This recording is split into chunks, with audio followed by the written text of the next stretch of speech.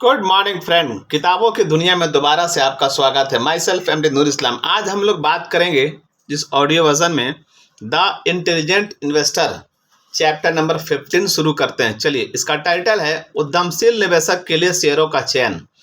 पिछले अध्याय में हमने साधारण शेयर चयन पर उपयुक्त प्रतिभूतियों के व्यापक समूहों के संदर्भ में चर्चा की थी, जिससे रक्षात्मक निवेशक किसी भी तरह की सूची बनाने के लिए स्वतंत्र होगा जिसे उसके सलाहकार प्राथमिकता देते हैं, बशर्ते उचित रूप से विविधीकरण का लक्ष्य अर्जित कर लिया जाए।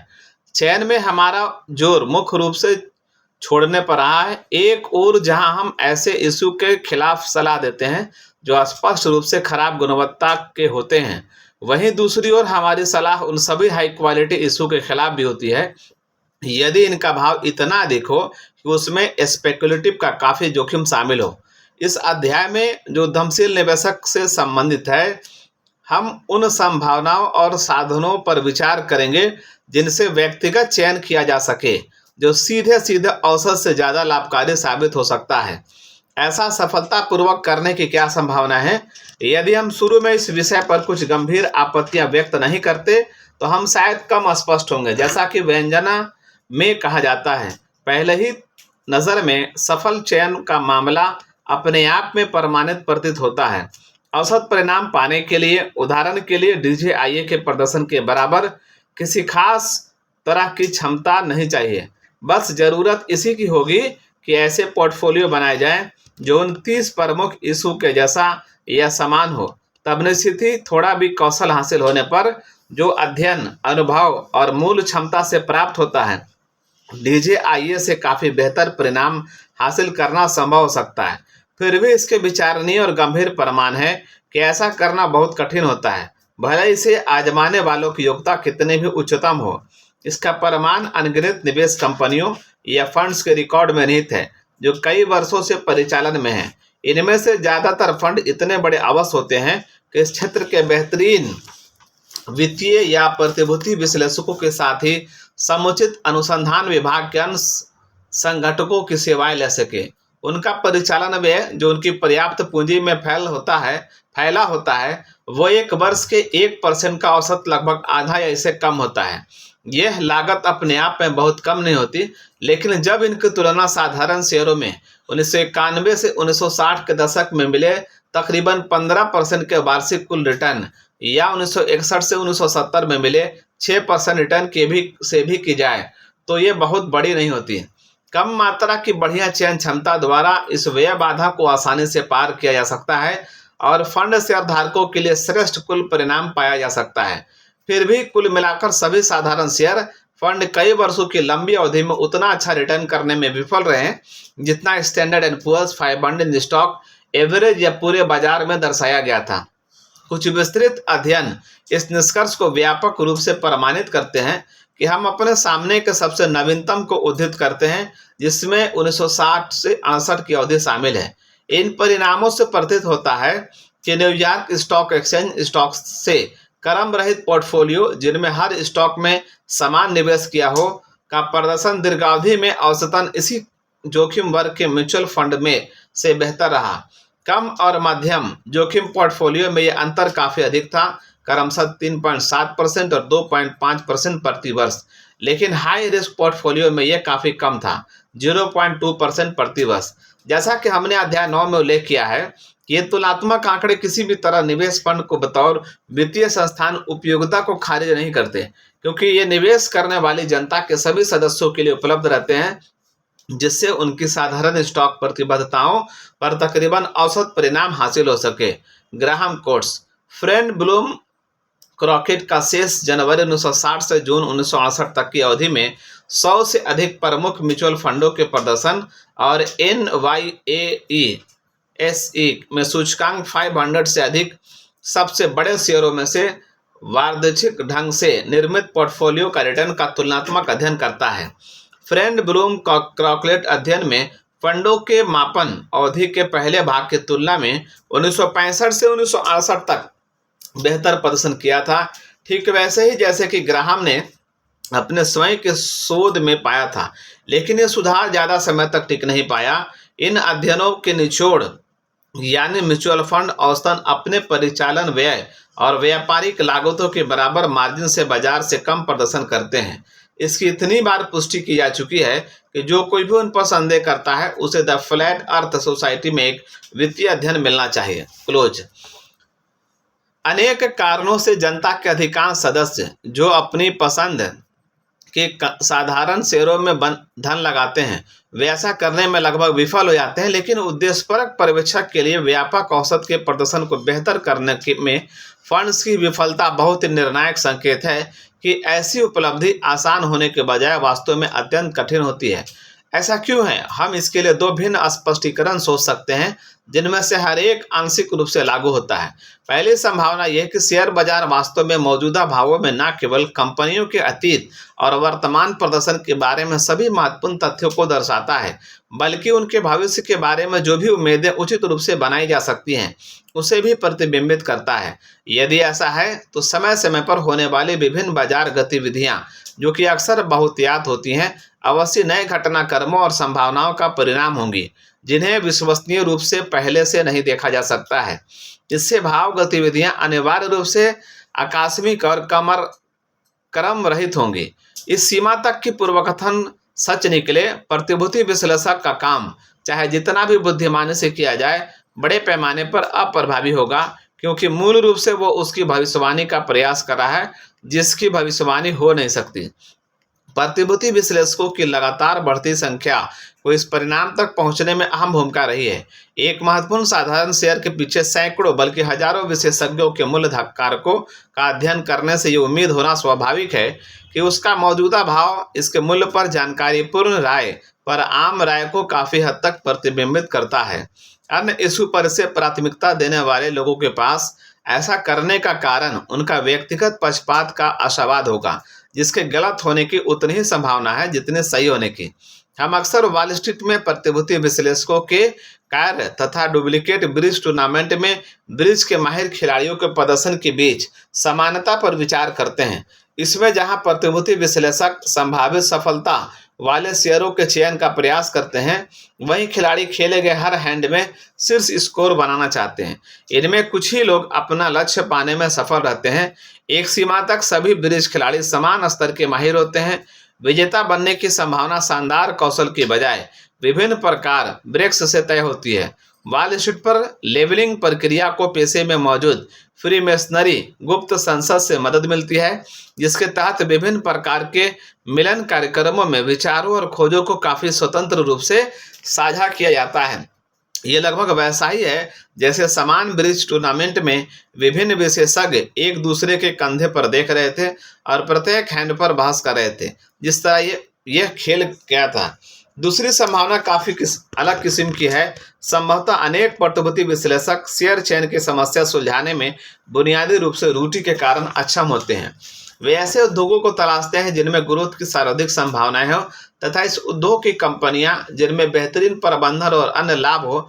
इससे फल यह होता है कि वे ऐसे उद्योगों और ऐसी कंपनियों को किसी भी भावों पर खरीदते हैं, चाहे वह जितना अधिक हो, और वे उन कम संभावनाशील उद्योगों और कंपनियों से बचते हैं, भले ही उनके शेयरों के भाव कितने भी कम हो। ये प्रक्रिया केवल तभी सही है जब यदि अच्छी कंपनियों की आय निश्चित रूप से भविष्य में भी इतनी ही तेज दर से अनिश्चित काल के लिए बढ़ती रही, तब सिद्धांत रूप से उनका मूल्य अनंत हो सकता है। और यदि कम संभावनाशील कंपनियां अवसान की तरफ बढ़ रही हों जिनका कोई बचाव न हो, तो विश्लेषक की उन्हें किसी भी भाव पर अनाकर्षक मानने की सोच ठीक है। हमारे कॉरपोरेट उद्यमों की सच्चाई इससे बिल्कुल उलट है। बहुत कम कंपनियां लंबे समय तक उच्च दर से अबाधित ग्रोथ दर्शाने में सक्षम होती हैं। साथ ही बहुत ही कम बड़ी कंपनियां अंतिम विलुप्त से पीड़ित होती हैं। अधिकांश का इतिहास सुख दुख उतार चढ़ाव आंतरिक स्थिति में बदलाव का होता है। कुछ में विविध भांति की फर्श से अर्श और वापसी की कहानी लगभग चक्रीय आधार पर दोहराई गई है। यह वाक्यांश कभी एक मानक हुआ करता था जिसे स्टील उद्योग पर लागू किया जाता था। दूसरों के मामले में प्रबंधन में गिरावट या सुधार के साथ शानदार बदलावों की पहचान की गई है। कोई भी उद्यमशील निवेशक को शानदार यील्ड परिणाम पाने के लिए व्यक्तिगत चयन करना चाहता है। वह पूर्व में मिली जानकारी को कैसे लागू करे। सबसे पहले तो उसने एक कठिन और शायद अव्यावहारिक बीड़ा उठा लिया है। इस पुस्तक के पाठक कितने भी बुद्धिमान और जानकारीपूर्ण क्यों न हो, देश के शीर्ष विश्लेषक से बेहतर खुद पोर्टफोलियो चयन की आशा नहीं रख सकते। लेकिन ये सच है कि शेयर बाजार में बड़ा सेगमेंट मानक विश्लेषण चयन में पूर्ण अनदेखा कर दिया जाता है। ये अक्सर उसके खिलाफ पक्षपात होता है। तो इंटेलिजेंट इन्वेस्टर इस अवस्था में हो सकता है कि इस परिणामी अंडरवैल्यू से मुनाफा कमा सके, लेकिन ऐसा करने के लिए उसे उन खास पद्धतियों पर चलना होगा जिन्हें आमतौर पर वॉल स्ट्रीट स्वीकार नहीं करता, क्योंकि जो स्वीकार है वे हर किसी के लिए जैसे वे चाहते हैं वैसे परिणाम उत्पन्न करते प्रतीत नहीं होते। हालांकि ये काफ़ी भी है कि शेयर बाजार में काम करने वाले इतने सारे पेशेवर दिमागों के बाद भी ऐसे तरीके हैं जो ठोस और तुलनात्मक रूप से अलोकप्रिय दोनों हैं, फिर भी हमारा अपना कैरियर और साख भी इस असंभव तथ्य पर आधारित होते हैं। Graham quotes. जैसा कि हमने अध्याय 9 पर टिप्पणी में चर्चा की है, म्यूचुअल फंड का बाजार के औसत के बेहतर प्रदर्शन नहीं कर पाने के पीछे कई कारण होते हैं। इसमें फंड के कैश बैलेंस पर कम रिटर्न और स्टॉक पर शोध और ट्रेडिंग की उच्च लागत शामिल होती है। इसके अलावा 120 कंपनियों, एक विशिष्ट संख्या रखने वाला एक फंड S&P 500 स्टॉक इंडेक्स से पीछे छूट सकता है यदि उस बेंचमार्क के मान 380 कंपनियों में से कोई भी एक बहुत अच्छा प्रदर्शन करने वाले हो जाए। एक फंड के पास जितने कम स्टॉक होंगे, उसके अगले माइक्रोसॉफ्ट को चूकने की संभावना उतनी ही अधिक होगी। क्लोज। ग्राहम न्यूमैन पद्धतियों का सारांश। अपने अंतिम बयान को ठोस बनाने के लिए जरूरी है कि उन परिचालन प्रकारों का संक्षिप्त खाका दिया जाए जिनका उपयोग हमने 1926 से 1956 के बीच ग्राहम न्यूमैन कॉरपोरेशन के 30 वर्ष के जीवन काल में किया था। हमारे रिकॉर्ड में इसे इस तरह वर्गीकृत किया गया था: आर्बिट्रेज मध्यस्थता, प्रतिभूति की खरीद और एक या अधिक प्रतिभूति की फौरन बिक्री जिन्हें पुनर्व्यवस्था, विलयन या ऐसे ही किसी योजना में बदला जाना था। लिक्विडेशन परिसमापन, शेयरों की खरीद जिनमें एक या अधिक से नकद भुगतान के लिए कंपनी के एसेट का परिसमापन किया जाना था। इन दो वर्गों का परिचालन दो आधारों पर चुना गया था: ए 20% या अधिक का अनुमानित वार्षिक रिटर्न, बी हमारा आकलन था कि सफल होने की संभावना कम से कम 5 में से 4 की हो। संबंधित हेज परिवर्तनीय बॉन्ड या परिवर्तनीय प्रीफर्ड शेयरों की खरीद और इसके साथ ही साधारण स्टॉक की बिक्री जिनमें वे बदले जाने योग्य थे। Graham quotes. इस खंड में ग्राहम प्रभावी बाजार परिकल्पना का सारांश प्रस्तुत कर रहे हैं। हालांकि हाल की कुछ घटनाएं इस बात के विपरीत हैं। आज स्टॉक मार्केट के साथ समस्या ये नहीं है कि कई वित्तीय विश्लेषक बेवकूफ़ हैं, बल्कि यह है कि कई वित्तीय विश्लेषक बहुत ज़्यादा स्मार्ट हैं। और जब ज़्यादा से ज़्यादा स्मार्ट लोग बाजार में अच्छे सौदे की तलाश में निकल पड़ते हैं, खोजने की इस प्रक्रिया की वजह से इस तरह के सौदों का मिल पाना दुर्लभ हो जाता है। ये क्रूर विरोधाभासी है कि इस खोज को सही ठहराने के प्रयास में ऐसा प्रतीत होता है कि विश्लेषकों में बुद्धि की कमी है। किसी दिए गए स्टॉक का बाजार का मूल्यांकन सामूहिक बुद्धिमत्ता के विशाल निरंतर रियल टाइम ऑपरेशन का परिणाम होता है। वैसे अधिकांश समय और अधिकांश शेयरों के लिए इस सामूहिक बुद्धिमत्ता का मूल्यांकन लगभग सही होता है। शायद ही कभी ऐसा होता है कि ग्राहम का मिस्टर मार्केट अध्याय 8 देखें कीमत को बेतहाशा तरीके से गलत बताता है। ग्राहम ने जनवरी 1936 में ग्राहम न्यूमैन कॉरपोरेशन को लॉन्च किया था और 1956 में सक्रिय रूप से धन प्रबंधन के कार्य से सेवानिवृत्ति लेने पर इसे भंग कर दिया था। यह ग्राहम द्वारा जनवरी 1926 से 1935 के बीच बताए गए बेंजामिन ग्राहम ज्वाइंट अकाउंट नामक साझेदारी का उत्तराधिकारी था। क्लोज। ये स्थिति समानता के आधार पर निकटता से स्थापित की जाती थी, अर्थात एक छोटी अधिकतम हानि यानी सीनियर इशू वास्तव में परिवर्तित था तथा ये परिचालन इसी तरीके से बंद हो। लेकिन मुनाफा तब होता है जब साधारण शेयर सीनियर इशू से काफ़ी अधिक गिरे तथा पोजीशन बाजार में क्लोज की जाए। नेट करंट एसेट या बार्गेन इशू। यहाँ विचार यह था कि जितने ज़्यादा संभव हो उतने इशू को केवल नेट करंट एसेट के मायने में बुक वैल्यू से कम भाव पर खरीदा जाए, अर्थात प्लांट अकाउंट और अन्य एसेट को कोई मूल्य न दिया जाए। हमारी खरीद पारंपरिक रूप से गिर चुके एसेट मूल्य के 2/3 या इससे कम पर होती थी। अधिकांश वर्षों में हमने ऐसे कम से कम 100 विभिन्न इशू में काफ़ी विविधीकरण किया। हम इसमें जोड़ना चाहेंगे कि समय समय पर हमने नियंत्रण प्रकार के कुछ बड़े अधिग्रहण में किए, लेकिन वर्तमान चर्चा के लिए यह प्रासंगिक नहीं है। हमने प्रत्येक परिचालन वर्ग के परिणामों पर निकट से निगाह रखी। इन फॉलोअप के परिणाम स्वरूप हमने 2 बड़े क्षेत्रों को बंद कर दिया जिनमें हमें कुल परिणाम संतोषजनक नहीं दिख रहे थे। पहला, हमारे सामान्य विश्लेषण के आधार पर लगभग आकर्षक इशू की खरीद जो केवल उनकी कार्यशील पूंजी से कम पर नहीं मिल रहे थे। दूसरा, असंबंधित हेजिंग कार्य जिसमें खरीदी गई प्रतिभूति बेचे गए साधारण शेयर के लिए परिवर्तनीय नहीं थी। ऐसे कार्य मोटे तौर पर उनसे संबंधित होते हैं जिन्हें हाल ही में निवेश कंपनी क्षेत्र में हेज फंड के नए ग्रुप के तौर पर पहचान मिली है। इन दोनों ही मामलों में 10 या अधिक वर्षों की तय अवधि के परिणामों के अध्ययन ने हमें इस निष्कर्ष पर पहुंचाया कि इनका मुनाफा पर्याप्त रूप से निर्भर रहने योग्य नहीं है तथा इनका परिचालन पर्याप्त रूप से सिरदर्द से सुरक्षित नहीं है जो इन्हें जारी रखने को न्यायोचित सिद्ध करे। अतः 1939 के बाद हमारा परिचालन सेल्फ लिक्विडिटेशन, आत्म परिसमापन हालात संबंधित हेज, कार्यशील पूंजी बार्गेन और कुछ नियंत्रण कार्यों तक सीमित हो गया। इन वर्गों में से प्रत्येक ने हमें तब से शानदार लगातार संतोषजनक परिणाम दिए। ग्राहम कोट्स, एक असंबंधित हेज में एक कंपनी द्वारा जारी किए गए स्टॉक या बॉन्ड को खरीदना और एक दूसरी कंपनी द्वारा जारी की गई प्रतिभूति को शॉर्ट में बेचना या गिरावट पर दाव लगाना शामिल है। ये वही एक संबंधित हेज में एक ही कंपनी द्वारा जारी किए गए विभिन्न स्टॉक या बॉन्ड को खरीदना और बेचना शामिल है। ग्राहम द्वारा वर्णित हेज फंडों का नया समूह 1968 के आसपास व्यापक रूप से उपलब्ध था, लेकिन बाद में अमेरिकी प्रतिभूति और विनिमय आयोग द्वारा विनियमन किए जाने के फलस्वरूप आम जनता के लिए इन हेज फंडों की उपलब्धता सीमित कर दी गई थी। क्लोज। इस खास विशेषता के साथ जब हमारे अंडर वैल्यू इशू इतना अच्छा नहीं कर रहे थे तब मंदी के बाजार में संबंधित हेज अच्छे मुनाफे में बदल गए।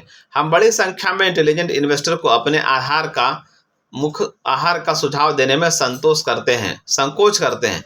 जाहिर है हमने जिन पेशेवर तकनीकों का पालन किया वे रक्षात्मक निवेशकों के लिए उचित नहीं होगी।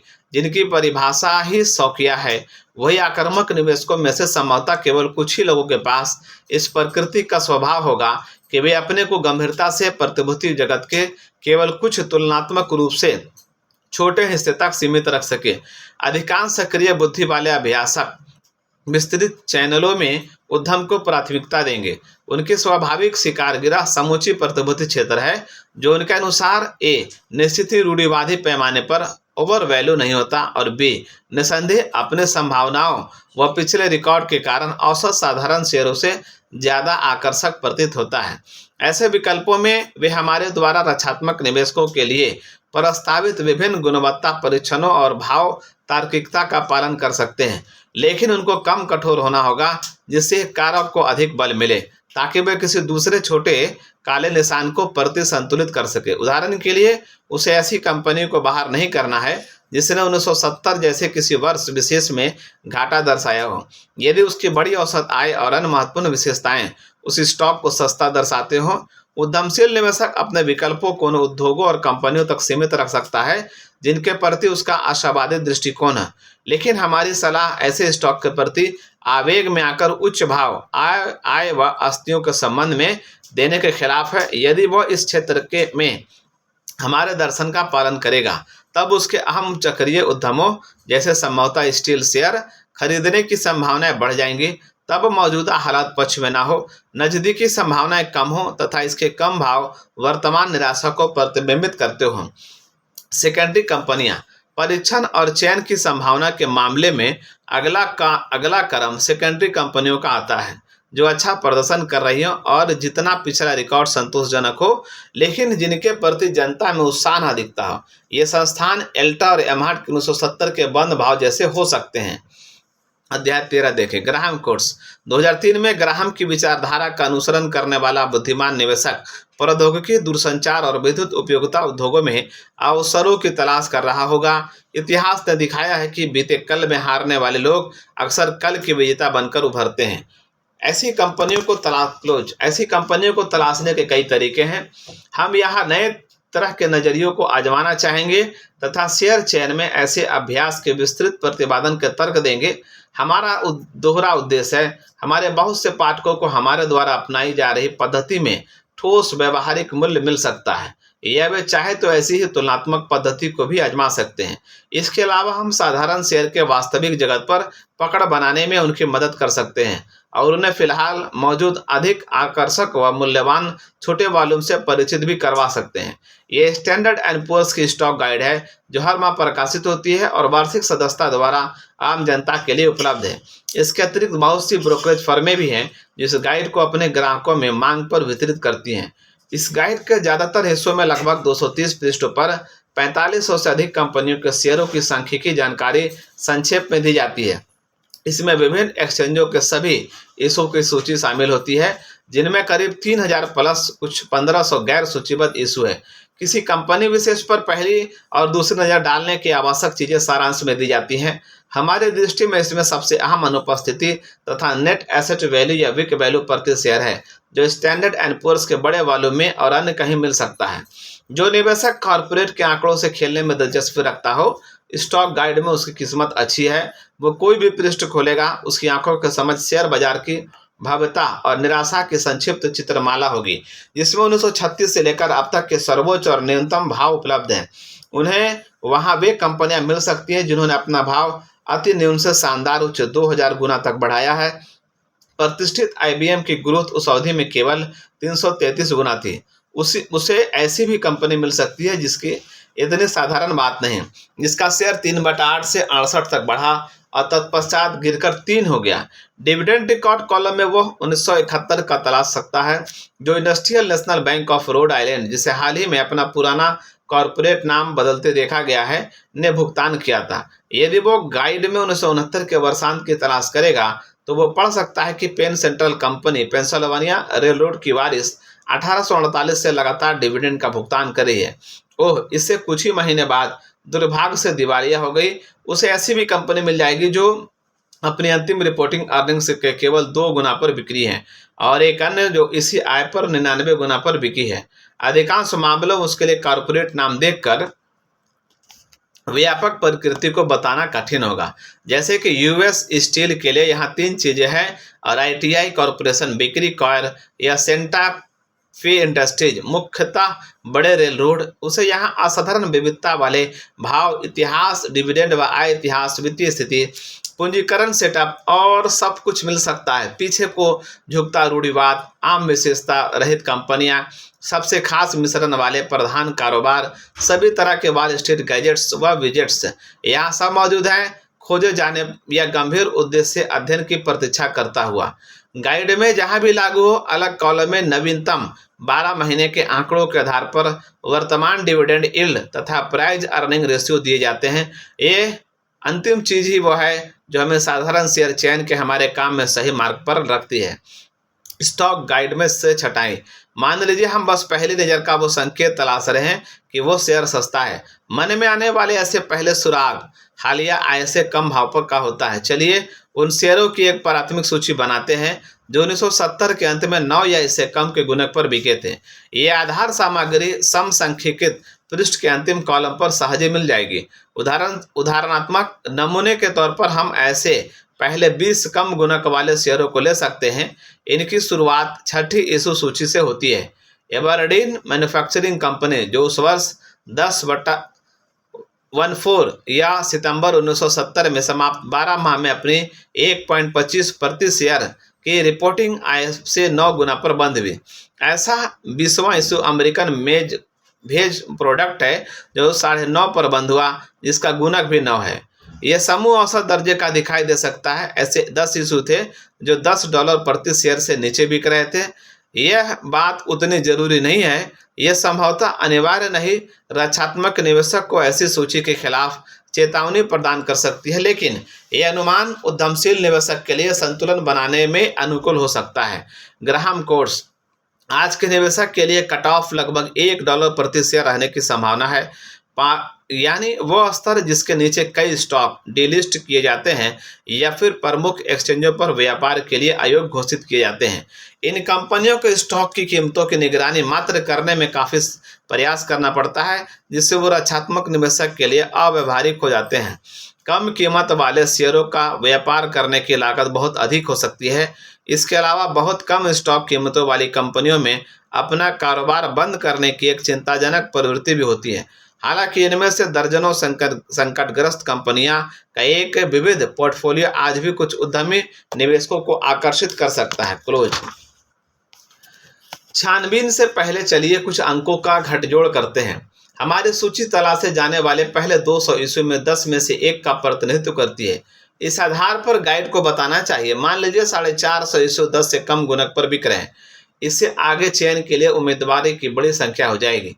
तो चलिए अब अपनी सूची में कुछ और मानक जोड़ते हैं जो कुछ वैसे ही होंगे जैसे हमने रक्षात्मक निवेशक के लिए सुझाए थे, लेकिन ये उतने कड़े नहीं होंगे। हम निम्न की संतुष्टि करते हैं। पहला, वित्तीय स्थिति। ए, वर्तमान आस्तियां वर्तमान देयताओं से कम 1.5 गुना हो। बी, ऋण नेट करेंट एसेट से 110% से ज्यादा ना हो औद्योगिक कंपनियों में।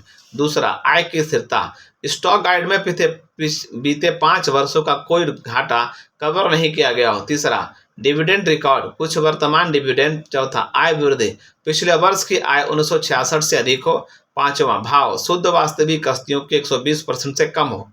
गाइड के आय आंकड़े आमतौर पर 30 सितंबर 1970 में समाप्ति अवधि के हैं और इस प्रकार इसमें उस वर्ष की अंतिम तिमाही की खराब चीजें नहीं होंगी, लेकिन इंटेलिजेंट इन्वेस्टर चांद तो नहीं मांग सकता, कम से कम शुरुआत में तो नहीं। ध्यान दीजिए, हमने यहाँ संस्थान के आकार की कोई न्यूनतम सीमा तय नहीं की है। छोटी कंपनियों में भी काफी सुरक्षा मिल सकती है यदि इन्हें पूरी सावधानी से और सामूहिक आधार पर खरीदा जाए। जब हमने ये 5 अतिरिक्त पैमाने लागू किए तो हमारी 20 उम्मीदवारों की सूची कम होकर केवल 5 की रह गई। चलिए अपनी तलाश फिर शुरू करें। जब तक गाइड के पहले 450 इशू में से हम 15 शेयरों का छोटा सा पोर्टफोलियो नहीं बना लेते जो हमारी 6 आवश्यकताओं पर खरा उतरे। ये टेबल 15-1 में दिया गया है जिसमें अन्य प्रासंगिक डेटा भी है। ये समूह जाहिर है केवल उदाहरण के लिए है और जरूरी नहीं कि हमारे जिज्ञासु निवेशक ने इन्हें को चुना होता। तथ्य है कि हमारी पद्धति का पालन करने वाले के पास कहीं अधिक विकल्प होते। यदि हमारी छटाई पद्धति को स्टॉक गाइड की सभी 4500 कंपनियों पर लागू किया जाता और यदि पहले 10 का अनुपात अच्छा रहता तो अंत तक हमारे चयन पैमाने पर खरी उतरने वाली लगभग 150 कंपनियां होती। तब उद्यमशील निवेशक अपने फैसले या अपने झुकाव और पूर्वाग्रहों पर चल सकता था, जिसे तीसरा चयन या ये कह सकते हैं कि ये वह इस प्रचुर सूची में 5 में से 1 को चुन सकता है। स्टॉक गाइड सामग्री में अर्निंग एंड डिविडेंड रैंकिंग शामिल होती है जो इन कारकों को बीते 8 वर्ष की स्थिरता और वृद्धि पर आधारित होती है। इस प्रकार यहाँ वहाँ का भाव का आकर्षण प्रवेश नहीं कर पाता।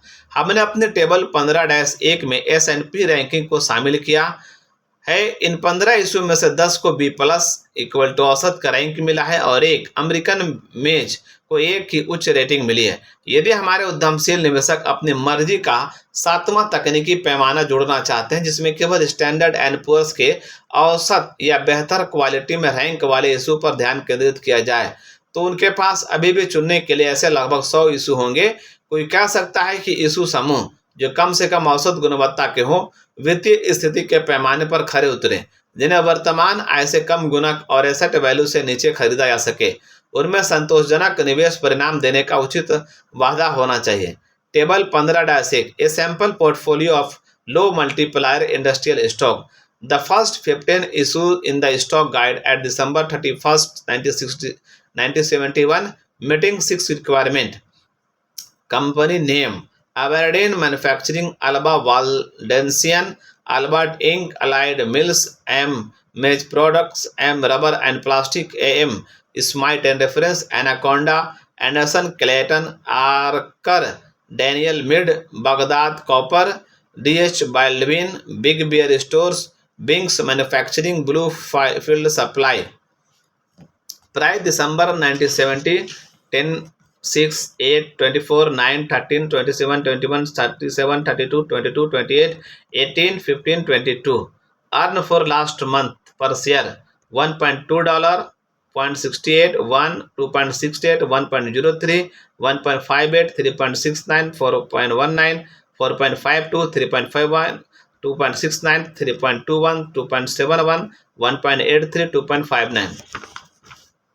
साधारण स्टॉक चुनने का एकल पैमाना जिज्ञासु पाठक पूछ सकता है कि क्या औसत पोर्टफोलियो से बेहतर के चयन का काम उससे ज़्यादा आसान हो सकता है। जैसा हमने फिलहाल बताया है, क्या अच्छे लाभ के लिए कोई एकल संभव पैमाना का उपयोग किया जा सकता है, जैसे कम भाव, आय अनुपात या उच्च डिविडेंड रिटर्न या बड़ा आस्तीय मूल्य। इस तरह के दो तरीके हैं जिनसे हमें बीते समय में काफ़ी सतत अच्छे परिणाम मिले हैं।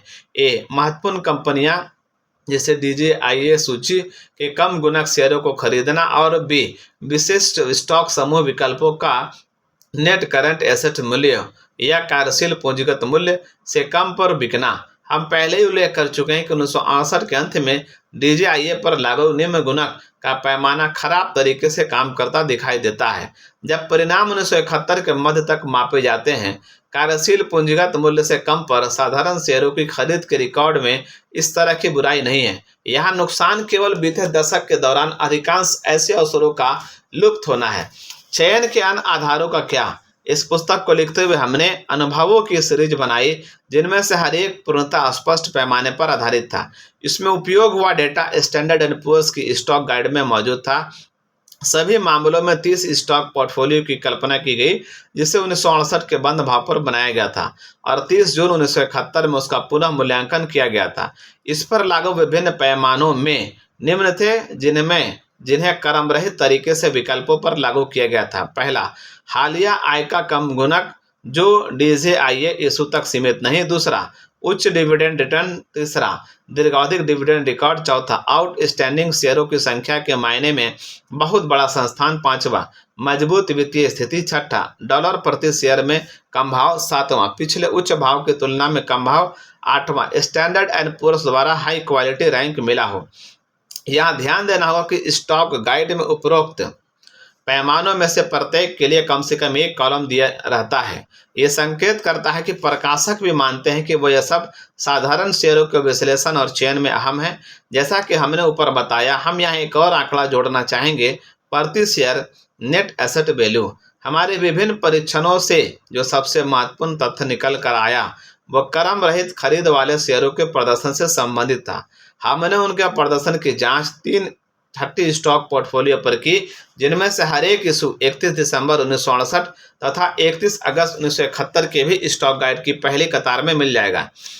इन दोनों तारीखों के बीच S&P कंपोजिटिव वास्तव में अपरिवर्तित रहा तथा DJIA में लगभग 5% का नुकसान हुआ, लेकिन हमारे 90% क्रम रहित चयनित इशू में गिरावट औसत 22% थी।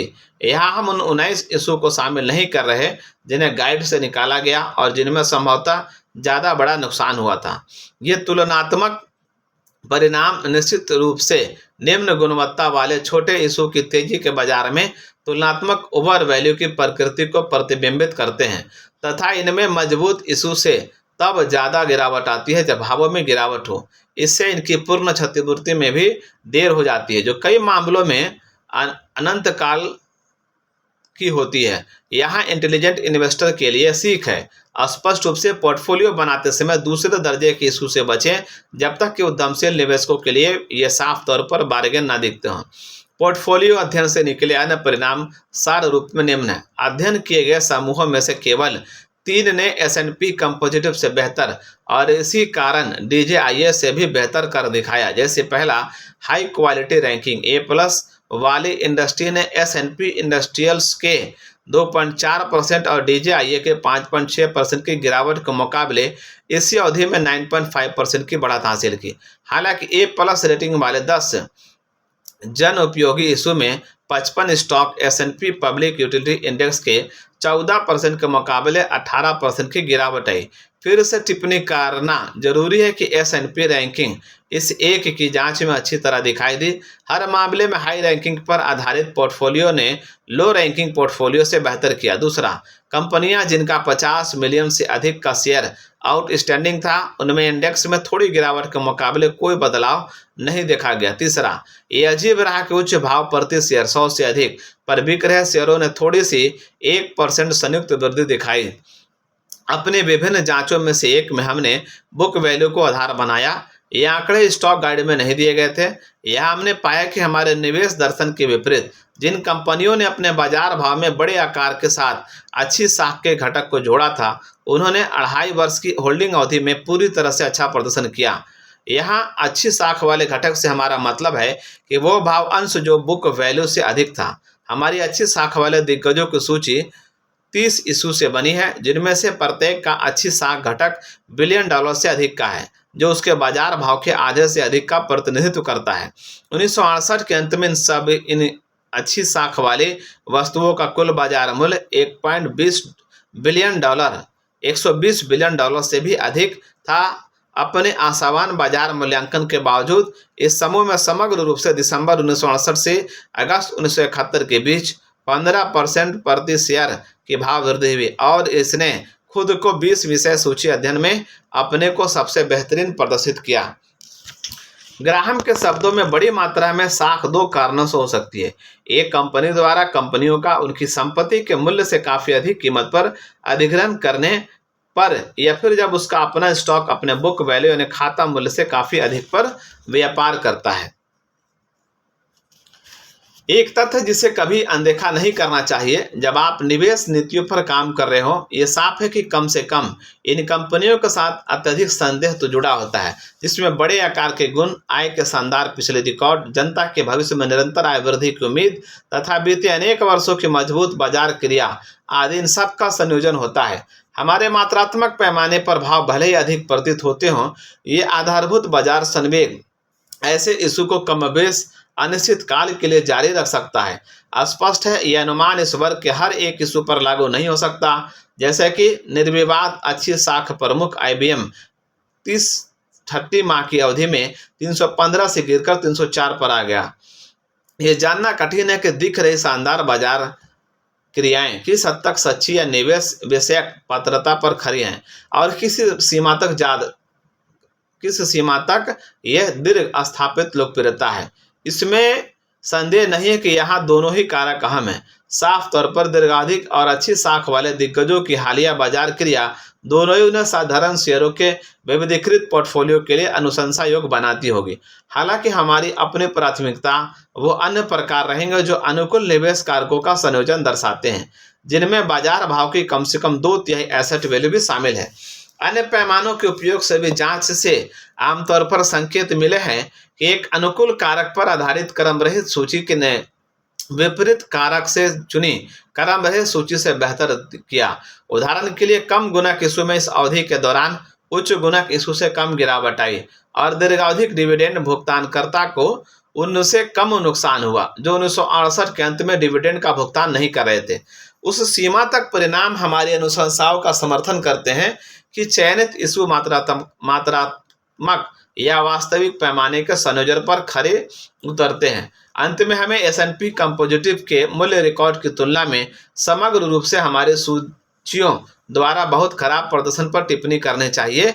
इसमें S&P की कीमत प्रत्येक एंटरप्राइज के आकार से तय होती है, जबकि हमारी जांच प्रत्येक कंपनी का एक शेयर लेने पर आधारित है। निसंदेह S&P पद्धति द्वारा दिग्गज संस्थानों पर अधिक जोर दिया गया है, जिससे परिणामों में बड़ा अंतर आया है तथा यह फिर से उबाऊ कंपनियों के मुकाबले उनकी शानदार भाव स्थिरता का संकेत देता है। बार्गेन इशू या नेट करेंट एसेट स्टॉक्स। उपरोक्त जांच में हमें नेट करेंट एसेट वैल्यू से कम भाव पर खरीदे 30 इशू के परिणामों को शामिल नहीं किया है। इसका कारण यह था कि इनमें से केवल मुट्ठी भर इशू ही 1968 के अंत की स्टॉक गाइड में मिलते हैं, लेकिन 1970 की गिरावट के बाद तस्वीर बदल गई तथा उस वर्ष कम भाव पर अच्छी संख्या में साधारण शेयरों को उनके कार्यशील पूंजी मूल्य से कम पर खरीदा जा सकता था। हमेशा यही देखा गया और आज भी देखा जाता है कि यह कहना हास्यास्पद रूप से सरल है कि यदि कोई व्यक्ति केवल नेट करेंट एसेट से कम भाव पर साधारण शेयरों के विविधीकरण समूह को सभी पूर्व दायित्वों को घटाने के बाद तथा फिक्स्ड व अन्य आस्तियों को शून्य से शून्य करके हासिल कर लेता है, तो इससे काफ़ी संतोषजनक परिणाम मिल सकते हैं। हमारे 30 वर्ष से भी ज़्यादा के अनुभव 1923 से 1957 के बीच में यही हुआ है, सिवाय 1930-1932 के वास्तविक मुसीबत के समय को छोड़कर। क्या 1971 के आरंभ में इस पद्धति की प्रासंगिकता थी? हमारा जवाब हाँ होगा। स्टॉक गाइड पर एक नज़र डालने भर से ऐसे कुछ 50 या अधिक इशू सामने आ गए जो नेट करंट एसेट वैल्यू या उससे नीचे के स्तर पर मिल सकते थे। जैसा कि उम्मीद थी कि इनमें से बहुत से अच्छे इशू ने 1970 के कठिन वर्ष में बुरा प्रदर्शन किया था। यदि पिछले 12 माह की अवधि में नुकसान दर्ज करने वालों को निकाल देते तो भी हमारे पास इतने इशू अवश्य बच जाते कि हम एक विविधीकृत सूची बना सके। हमने टेबल 15-2 में 5 इशू का डेटा दिया है जो अपने कार्यशील पूंजीगत मूल्य से कम पर अपने 1970 के कम भाव पर बेचे गए। इससे शेयरों के भाव में उतार चढ़ाव की प्रकृति पर कुछ वैचारिक कसरत होती है। ऐसा कैसे हुआ कि सुस्थापित कंपनियां जिनका ब्रांड देश भर में घर घर जाना जाता था का इतना कम भाव लगाया गया, उसी वक्त जब बाकी संस्थान निश्चित ही जिनकी अर्निंग ग्रोथ बेहतर थी। तकनीकी रूप से किसी स्टॉक की को कार्यशील पूंजी की गणना प्रति शेयर वर्तमान संपत्ति से उसके प्रति शेयर वर्तमान देनदारियों को घटाकर और फिर उस संख्या को आउटस्टैंडिंग शेयरों की संख्या से विभाजित करके की जा सकती है। यहाँ हालांकि ग्राहम का तात्पर्य है शुद्ध कार्यशील पूंजी मूल्य या मौजूदा परिसंपत्तियों के प्रति शेयर मूल्य से कुछ देनदारियों को घटाकर प्राप्त किया गया मूल्य। कई बिलियन डॉलर अधिक पर बिक रहे थे। एक बार फिर पुराने दिनों की उक्ति है, अच्छी साख का विचार ऐसे अमूर्त मूल्य वाला तत्व है जो आमतौर पर ट्रेड नेम से जुड़ा होता है। नाम जैसे चादरों में लेडी पेपरल, स्विम सूट में जेंटजेन और पेन में पार्कर को निश्चित ही एसेट के तौर पर बड़ा मूल्य माना जाता है। लेकिन अब यदि बाजार को कंपनी पसंद ना आए तो ना केवल जाने माने ट्रेड नेम बल्कि जमीन, इमारतें, मशीनरी और चाहे जो भी हो वे कुछ भी मायने नहीं रखते। पास्कल ने कहा था, दिल के अपने कारण हैं जिसके कारण समझ नहीं आते। यहाँ दिल की जगह वॉल स्ट्रीट पढ़ें। एक और फर्क दिमाग में आता है, जब हालात ठीक हो और नया इशू बिकने योग्य हो तब शेयर प्रस्तावों की गुणवत्ता का कोई मतलब नहीं रह जाता। उन्हें फौरन खरीदार मिल जाते हैं। जारी होने का तत्काल बाद उनकी भाव बोली अक्सर उत्साहपूर्वक होती है जो उनकी अस्तियों और आय के संबंध में इस स्तर तक चली जाती हैं जिससे IBM, जेरॉक्स और पोलोराइड भी शर्मिंदा हो जाए। वॉल स्ट्रीट इस उन्माद को और एक कदम आगे ले आता है जिसमें कोई भी ऐसा प्रत्यक्ष प्रयास नहीं करता कि इसे उससे पहले रोक दिया जाए। जब भाव में अपरिहार्य गिरावट आए, SEC इसके ज़्यादा कुछ नहीं कर सकता कि जानकारियों के खुलासे पर जोर दे जिस पर स्पेकुलेटिव जनता ज़्यादा ध्यान नहीं देती, या SEC जांच की घोषणा कर सकता है और अक्सर विभिन्न प्रकार के हल्के दंड लगा सकता है। जब कानून को साफ तौर पर तोड़ा गया हो, जब ऐसे बहुत से छोटे छोटे लेकिन निहायत हवा भरे संस्थान नज़रों से पूरी तरह या अंशतः ओझल हो जाते हैं तो इन सबको दार्शनिक रूप से खेल का हिस्सा मान लिया जाता है।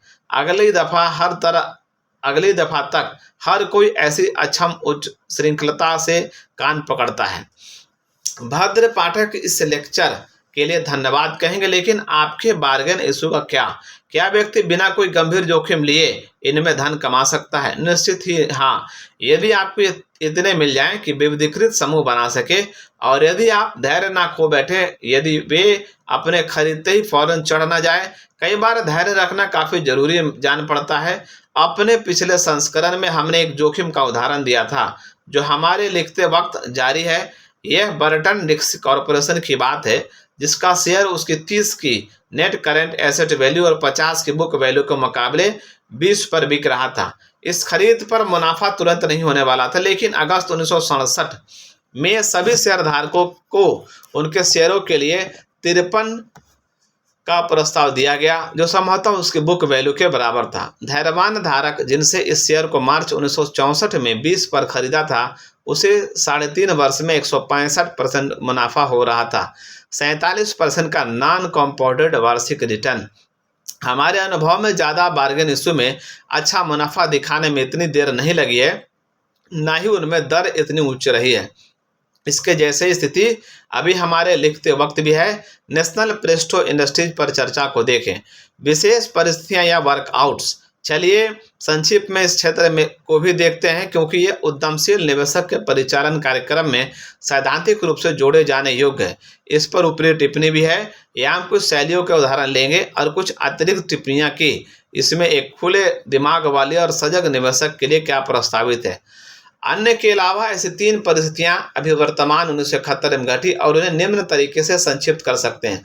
परिस्थिति नंबर 1, कैंसर रॉथ का बॉर्डन द्वारा अधिग्रहण। जनवरी 1971 में बॉर्डन इंक ने कैंसर रॉथ का नियंत्रण हासिल करने की योजना की घोषणा की, डाइवर्सिफाइड अप्रैल, जिसमें वे कैंसर रॉथ के 1 शेयर के बदले अपने एक 1/3 शेयर दे रहे थे।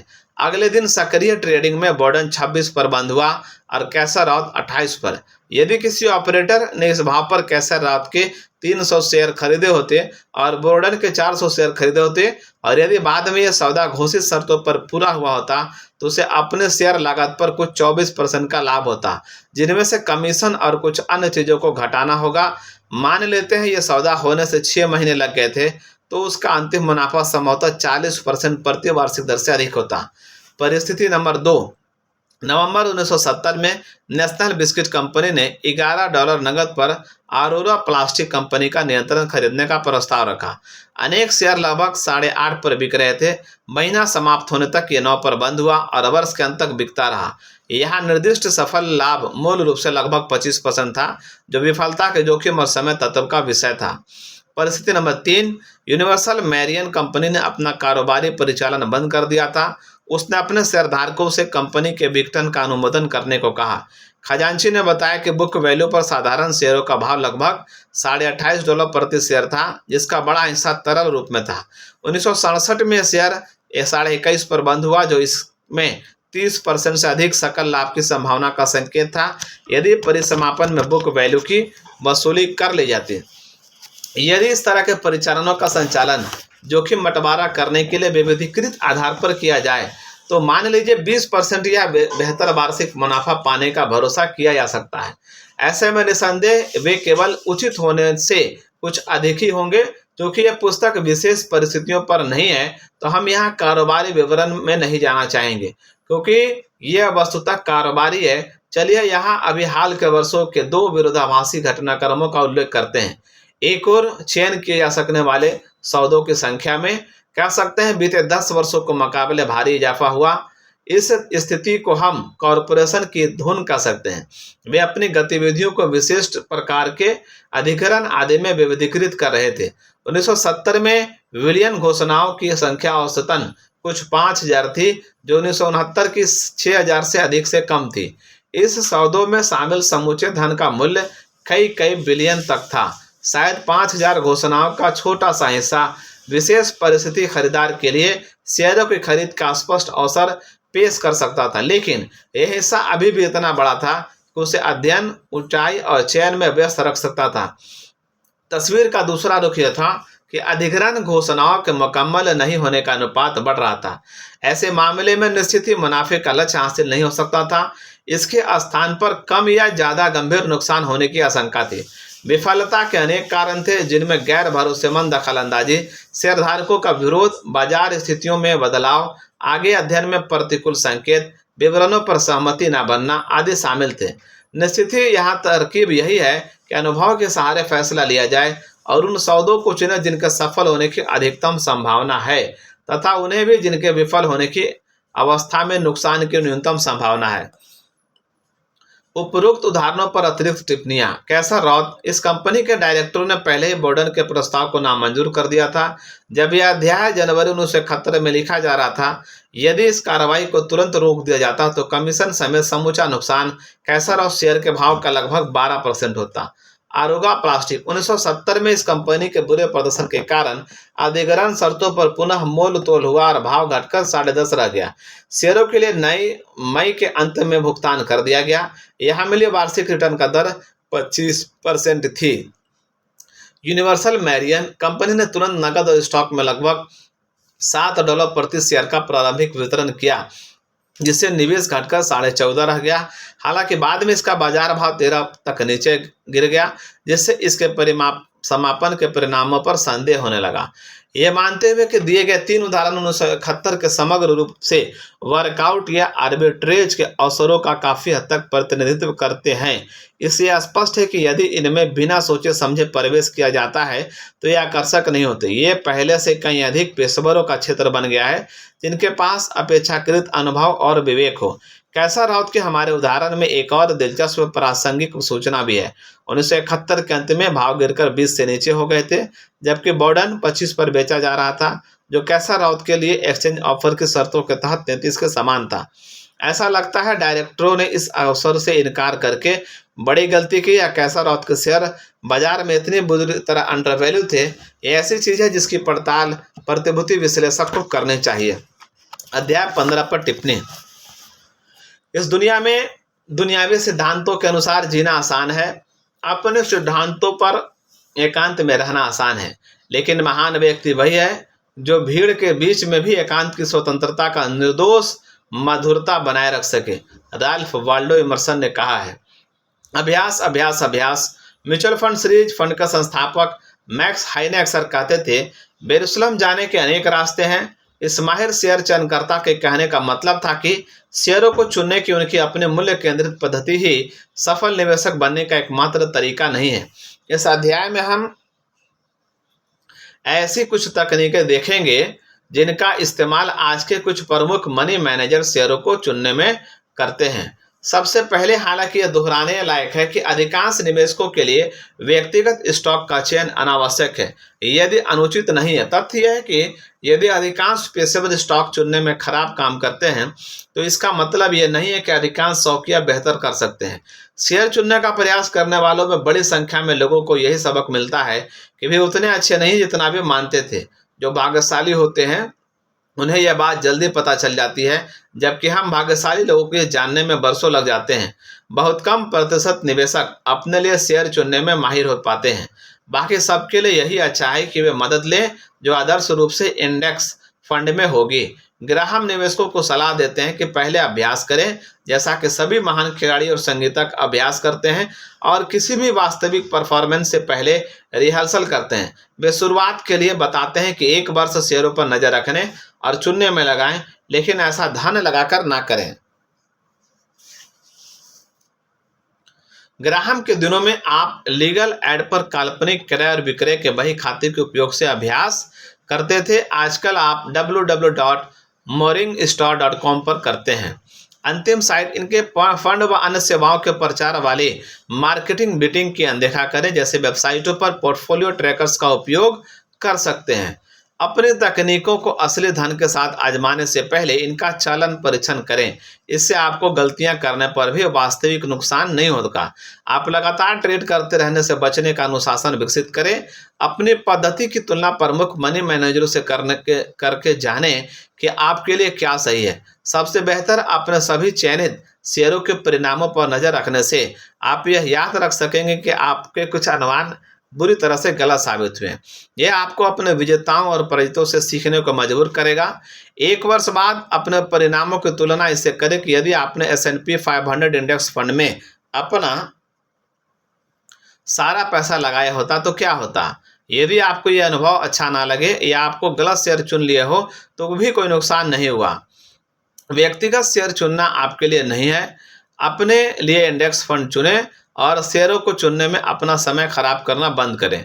यदि आपको यह अनुभव अच्छा लगे और आप पर्याप्त रूप से अच्छे रिटर्न अर्जित कर सके हो तो धीरे धीरे शेयरों की टोकरी जमाएं, लेकिन इसे अपने समूचे पोर्टफोलियो के अधिकतम 10% तक सीमित रखें। शेष राशि इंडेक्स फंड में लगाएं और याद रखें, यदि कुछ दिलचस्प ना दिखे या आपके रिटर्न कम होने लगे तो आप रुक भी सकते हैं। सही जगह तलाशें। तो संभावित लाभप्रद शेयरों की तलाश कहाँ से शुरू करें।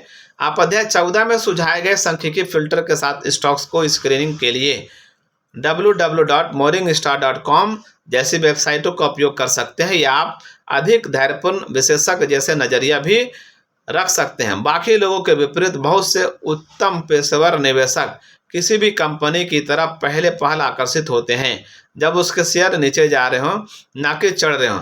TVD brown global value fund के क्रिस्टोफर ब्राउन, ओकमार्क फंड के विलियम नाइग्रान, FPA कैपिटल फंड के रॉबर्ट रॉकरिज, टॉरे फंड के रॉबर्ट टॉरे आदि सभी का यह सुझाव है कि वॉल स्ट्रीट जर्नल या बैरांस के मार्केट वीक सेक्शन में ऐसे ही तालिका में 52 हफ्तों के नए सबसे कम की दैनिक सूची को देखें।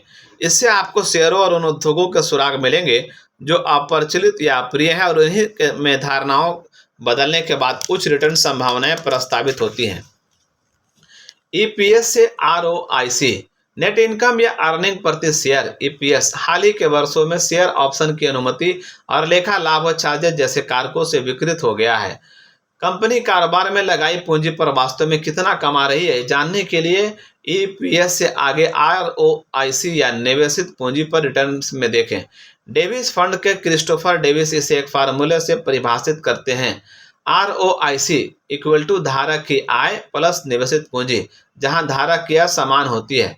परिचालन लाभ जमा घाटा जमा साख का ऋण परिशोधन घटाए फेडरल आयकर कंपनी के औसत दर का भुगतान घटाए शेयर ऑप्शन की कीमत घटाए रख रखाव या अनिवार्य पूंजी व्यय घटाए पेंशन फंड पर आह्वानीय रिटर्न दर से उत्पन्न कोई भी आय 2003 के लिए 6.5% से ऊपर कुछ भी। और जहां निवेशित पूंजी बराबर होती है कुल अस्तियां घटाए नगद होल, साथ ही साथ शॉर्ट टर्म निवेश और गैर ब्याज वाली वर्तमान अस्तियां जमा वित्तीय लेखा चार्जेज जो निवेशित पूंजी को कम करते हैं। आरओआईसी में विशेषता है कि वह सभी वैध खर्चों के बाद कंपनी अपने परिचालन कारोबार से क्या कमाती है और वह कितनी कुशलता के साथ शेयरधारकों के धन का रिटर्न उत्पन्न करने में उपयोग कर रही है। यह दर्शाती है आरओआईसी कम से कम 10% आकर्षक होनी चाहिए, बल्कि 6% या 7% भी मोहक हो सकते हैं यदि कंपनी का ब्रांड नेम अच्छा हो, प्रबंधन केंद्रित हो या ये अस्थायी रूप से कमजोर हो। डेविड फंड के क्रिस्टोफर डेविस और लेग मेसन वैल्यू ट्रस्ट के विलियम मिसलर निवेशित पूंजी या आरओआईसी पर रिटर्न को बढ़ते देखना चाहते हैं। आरओआईसी ये मापने का तरीका है कि कंपनी कितनी कुशलता से उपार्जन कर रही है, जिसे वॉरेन बफेट धारक की आय कहते हैं। अधिक विवरण के लिए साइड बार देखें। तुलनीय बातों या वित्तीय वर्षों में समान प्रकृति के कारोबार किस भाव पर अधिकृत हुए हैं, इसकी जांच करके ऑकमार्क के नाइग्रान और लॉन्ग लीफ पार्टनर्स के ओ मेसन हॉकिंस बेहतर तरीके से मूल्यांकन कर पाते हैं कि कंपनी का कौन सा हिस्सा योग्य है। व्यक्तिगत निवेशक के लिए यह श्रमाध्य और कठिन काम है। शुरुआत में कंपनी की वार्षिक रिपोर्ट के बिजनेस सेगमेंट फुटनोट को देखें, जिसमें आमतौर पर इंडस्ट्री सेक्टर, रेवेन्यू और प्रत्येक सब्सिडरी की आय की सूची होती है। मैनेजमेंट डिस्कशन एंड एनालिसिस से भी मदद मिल सकती है। फिर उसी उद्योग में अन्य फर्मों के उदाहरणों के लिए फैक्टिया, प्रोक्वेस्ट या लैक्सीनेसिस जैसे समाचार डेटाबेस खोजें, जिन्होंने हाल ही में अधिकृत किया गया है। www.sec.government के EDGR डेटाबेस के उपयोग से आप पिछली वार्षिक रिपोर्ट प्राप्त कर सकते हैं। इससे आप उन अधिकृत कंपनियों के खरीद भाव और आय के बीच के अनुपात को पहचान सकते हैं। तत्पश्चात आप इस रेशियो को इस अनुमान में लागू कर सकते हैं कि किसी कॉर्पोरेट अधिग्रहणकर्ता को किसी कंपनी के समान विभाग के लिए कितना भुगतान करना होगा जिसकी आप पड़ताल कर रहे हैं। इनमें से कंपनी के हर विभाग का इस तरह अलग से विश्लेषण करने से आप देख सकते हैं कि क्या मौजूदा शेयर भाव से उनकी अधिक कीमत है या नहीं। लॉन्ग लीफ के हॉकिंस को यह तलाशना पसंद है जिसे वे 60 सेंट डॉलर कहते हैं। ये ऐसी कंपनियां जिनका स्टॉक 60% या उस मूल्य से कम पर ट्रेड कर रहा है जिस पर वे उस कारोबार का मूल्यांकन करते हैं। इससे सुरक्षा मार्जिन पाने में मदद मिलेगी जिस पर ग्राहम जोर देते हैं। बॉस कौन है? अंत में ज्यादातर प्रमुख पेशेवर निवेशक ये देखना चाहते हैं कि किसी कंपनी को वे लोग चलाएं जो आर्कमार्क के विलियम नाइग्रान के शब्दों में मालिक की तरह सोचे, ना कि मैनेजरों की तरह। 2 सरल परीक्षण। क्या कंपनी का फाइनेंशियल स्टेटमेंट आसानी से समझ आता है या वो पहेलियों से भरा है? क्या अनावृत्ति असाधारण या असामान्य चार्जेस हैं या उनमें आवृत्ति की बुरी आदत है?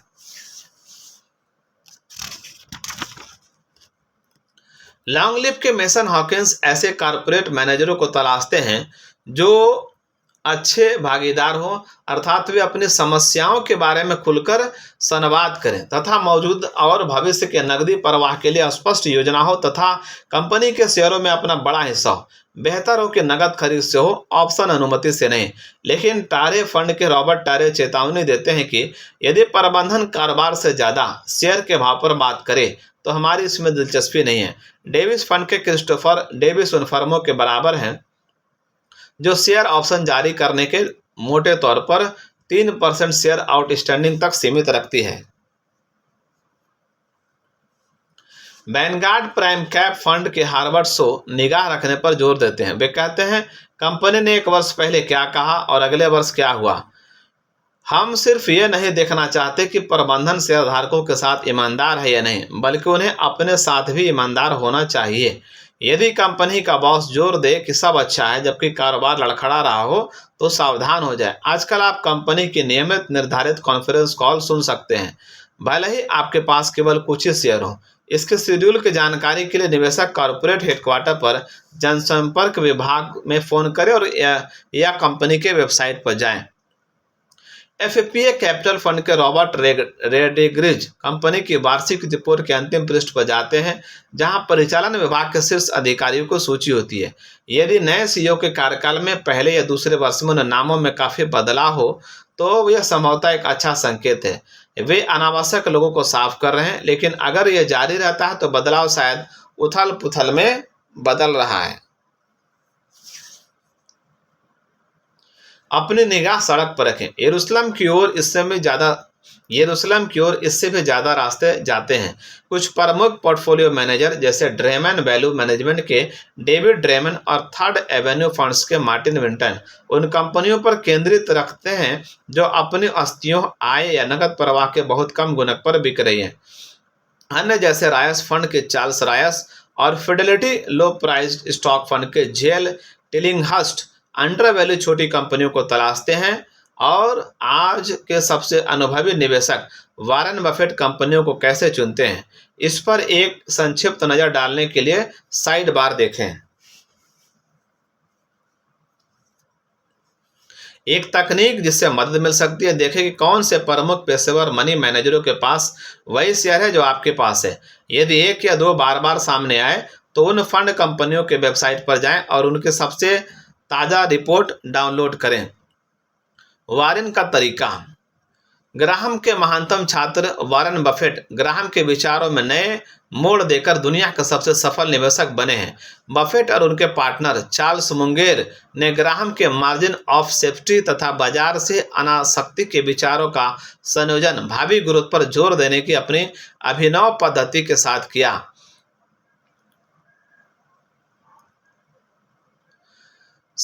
भावी ग्रोथ पर जोर देने की अपनी अभिनव पद्धति के साथ किया। हम बफेट की पद्धति को सार संक्षेप में पेश करते हैं। वे उसे तलाशते हैं जिसे वे फ्रेंचाइजी कंपनियां कहते हैं। मजबूत ग्राहक ब्रांड वाली कंपनियां, आसानी से समझ आने वाले कारोबार, ठोस वित्तीय स्वास्थ्य तथा बाजार में जिनका लगभग एकाधिकार होता है, जैसे H&R ब्लॉक, जिलेट और Washington post company. Buffett share को तब चुनना चाहते हैं जब उससे संबंधित कोई स्कैंडल, बड़ा नुकसान या अन्य बुरी खबरें तूफानी बादल की तरह हो। जैसे कि उन्होंने कोका कोला के शेयर तब खरीदे थे जब नई कोक को उतारना अनर्थकारी रहा था और 1987 में बाजार में मंदी थी। वैसे मैनेजर देखना चाहते हैं जो वास्तविक लक्ष्य तय करें और हासिल करें, अपने कारोबार का खुद निर्माण करें बजाय अधिग्रहण के। पूंजी आवंटन समझदारी से करें और अपने आप को सैकड़ों मिलियन डॉलर के जैकपॉट के तौर पर शेयर ऑप्शन ना दें। बफेट आय के स्थित और सतत ग्रोथ पर जोर देते हैं, जिससे कंपनी के भविष्य में कीमत उससे अधिक हो जितनी कि आज है।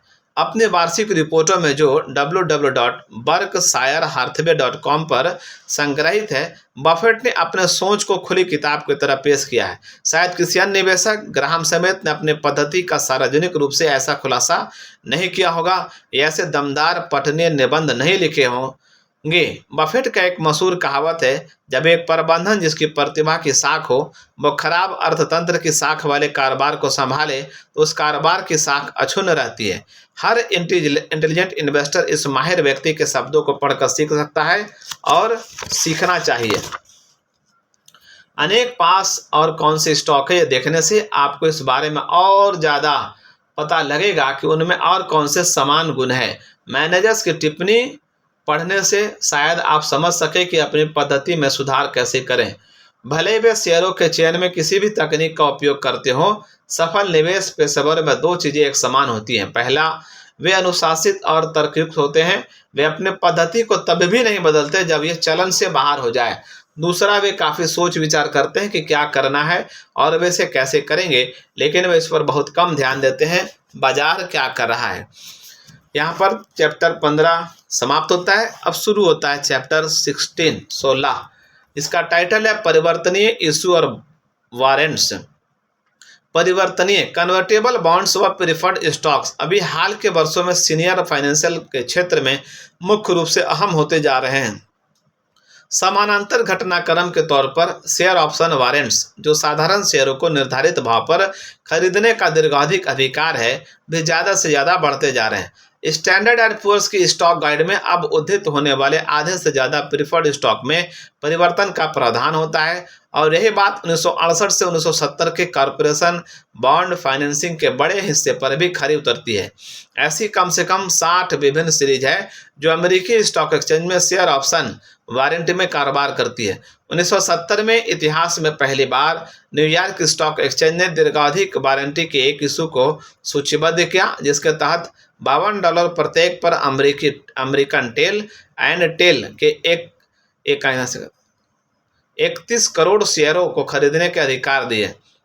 चूंकि मदर बेल अब रैली का नेतृत्व कर रही है, तो कई नए गढ़ने वालों की ओर से वारंट को बल मिलना तय है। जैसा कि हम बाद में बताएंगे कि एक से अधिक मायने में छल रचना है। कुल तस्वीर में परिवर्तनीय इशू वरीयता में वारंट से कहीं ज़्यादा महत्वपूर्ण है, और हम पहले इस पर चर्चा करेंगे। यहाँ हमें दो प्रमुख पहलुओं पर निवेशकों के नज़रिए से विचार करना होगा। पहला, वे निवेश अवसरों और जोखिमों को किस क्रम में रखते हैं। दूसरा, उनके होने से संबंधित साधारण शेयर इशू का मूल्य कितना प्रभावित होता है। परिवर्तनीय इशू को लेकर दावा किया जाता है कि वे निवेशकों और इशू जारीकर्ता कॉरपोरेशनों दोनों के लिए विशेष रूप से लाभकारी होते हैं। निवेशक को बॉन्ड पर या प्रिफर्ड स्टॉक में शानदार सुरक्षा मिलने के साथ ही साधारण शेयरों के मूल्य में होने वाली किसी भी बड़ी वृद्धि में हिस्सेदारी का मौका मिलता है। जारीकर्ता औसत ब्याज या प्रिफर्ड डिविडेंड लागत पर पूंजी जुटा पाता है, और यदि अपेक्षित धन हासिल हुआ तो जारीकर्ता इन्हें साधारण शेयरों में बदलकर सीनियर दायित्वों से मुक्त हो सकता है। इस प्रकार दोनों पक्षों के लिए सौदा असाधारण रूप से सफल होता है। निश्चित ही पिछला अनुच्छेद इस स्थिति को कुछ हद तक अतिरंजित कर देता है, क्योंकि आप केवल एक सरल युक्ति से सौदे को दोनों पक्षों के लिए अधिक बेहतर नहीं बना सकते। परिवर्तन सुविधा के बदले निवेशक को आमतौर पर गुणवत्ता या यील्ड या दोनों के रूप में कुछ महत्वपूर्ण गंवाना पड़ता है। इसके विपरीत, यदि कंपनी को परिवर्तन सुविधा के कारण कम लागत पर अपना धन मिलता है, तो वह भविष्य में वृद्धि के आम शेयरधारकों के दावे का बदले में असमर्पण कर देती है। इस विषय पर पक्ष या विपक्ष दोनों के समर्थन वाले पेचीदा तर्क हो सकते हैं। सबसे सुरक्षित निष्कर्ष यही निकाला जा सकता है कि परिवर्तनीय इशू भी प्रतिभूति के अन्य प्रारूपों की तरह है, जिनके प्रारूप में ना तो आकर्षण और ना अनाकर्षण की कोई गारंटी है। यह सवाल इशू विशेष के आसपास के सभी तथ्यों पर निर्भर करेगा। हालांकि हम जानते हैं कि तेजी के बाजार के अंतिम हिस्से के दौरान आने वाले परिवर्तनीय इशू समूह कुल मिलाकर असंतोषजनक परिणाम देने वाले होते हैं।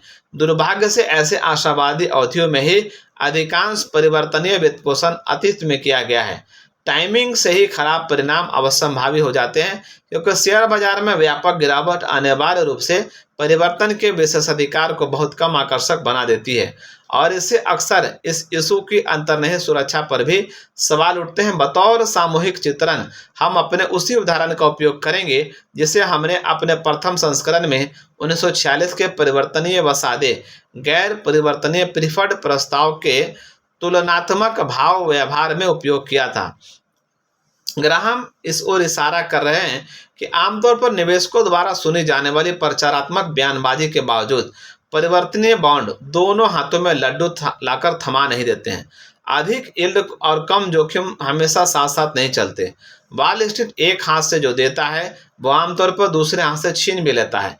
हो सकता है कोई निवेश किसी मायने में बहुत लाभकारी साबित हो और या फिर किसी मायने में बहुत हानिकारक साबित हो, लेकिन एक ही निवेश दोनों हाथों में लड्डू पकड़ा पाए, ऐसी संभावना बहुत कम है।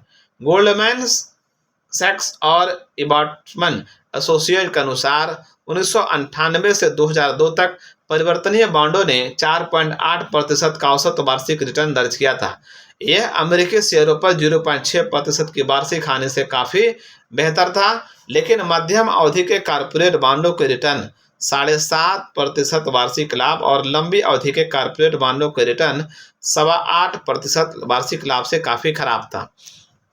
Table 60-1 price record of new preferred stock issue offered in 1946। बाजार का समापन वर्ष और इसके बाद वर्ष 1949 के आरंभ होने वाले असाधारण बाजार की शुरुआत था।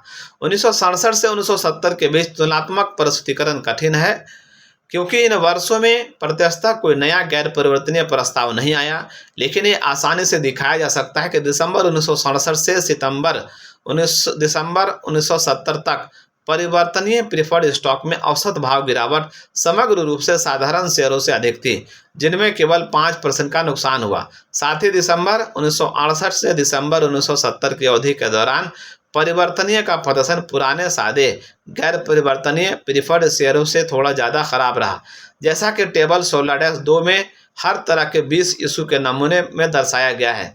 ये तुलना दर्शाती है कि परिवर्तनीय प्रतिभूतियां सामान्यतः सीनियर इशू से तुलनात्मक रूप से खराब गुणवत्ता की होती हैं, साथ ही ये साधारण शेयरों से भी बंधी होती हैं। ग्राहम कोट्स 1990 के दशक के मध्य में मेरिल लिंच के अनुसार लगभग $15 बिलियन के परिवर्तनीय बॉन्ड सालाना जारी किए जाते थे। 1999 तक यह संख्या दोगुना से अधिक यानी लगभग $39 बिलियन हो गई थी।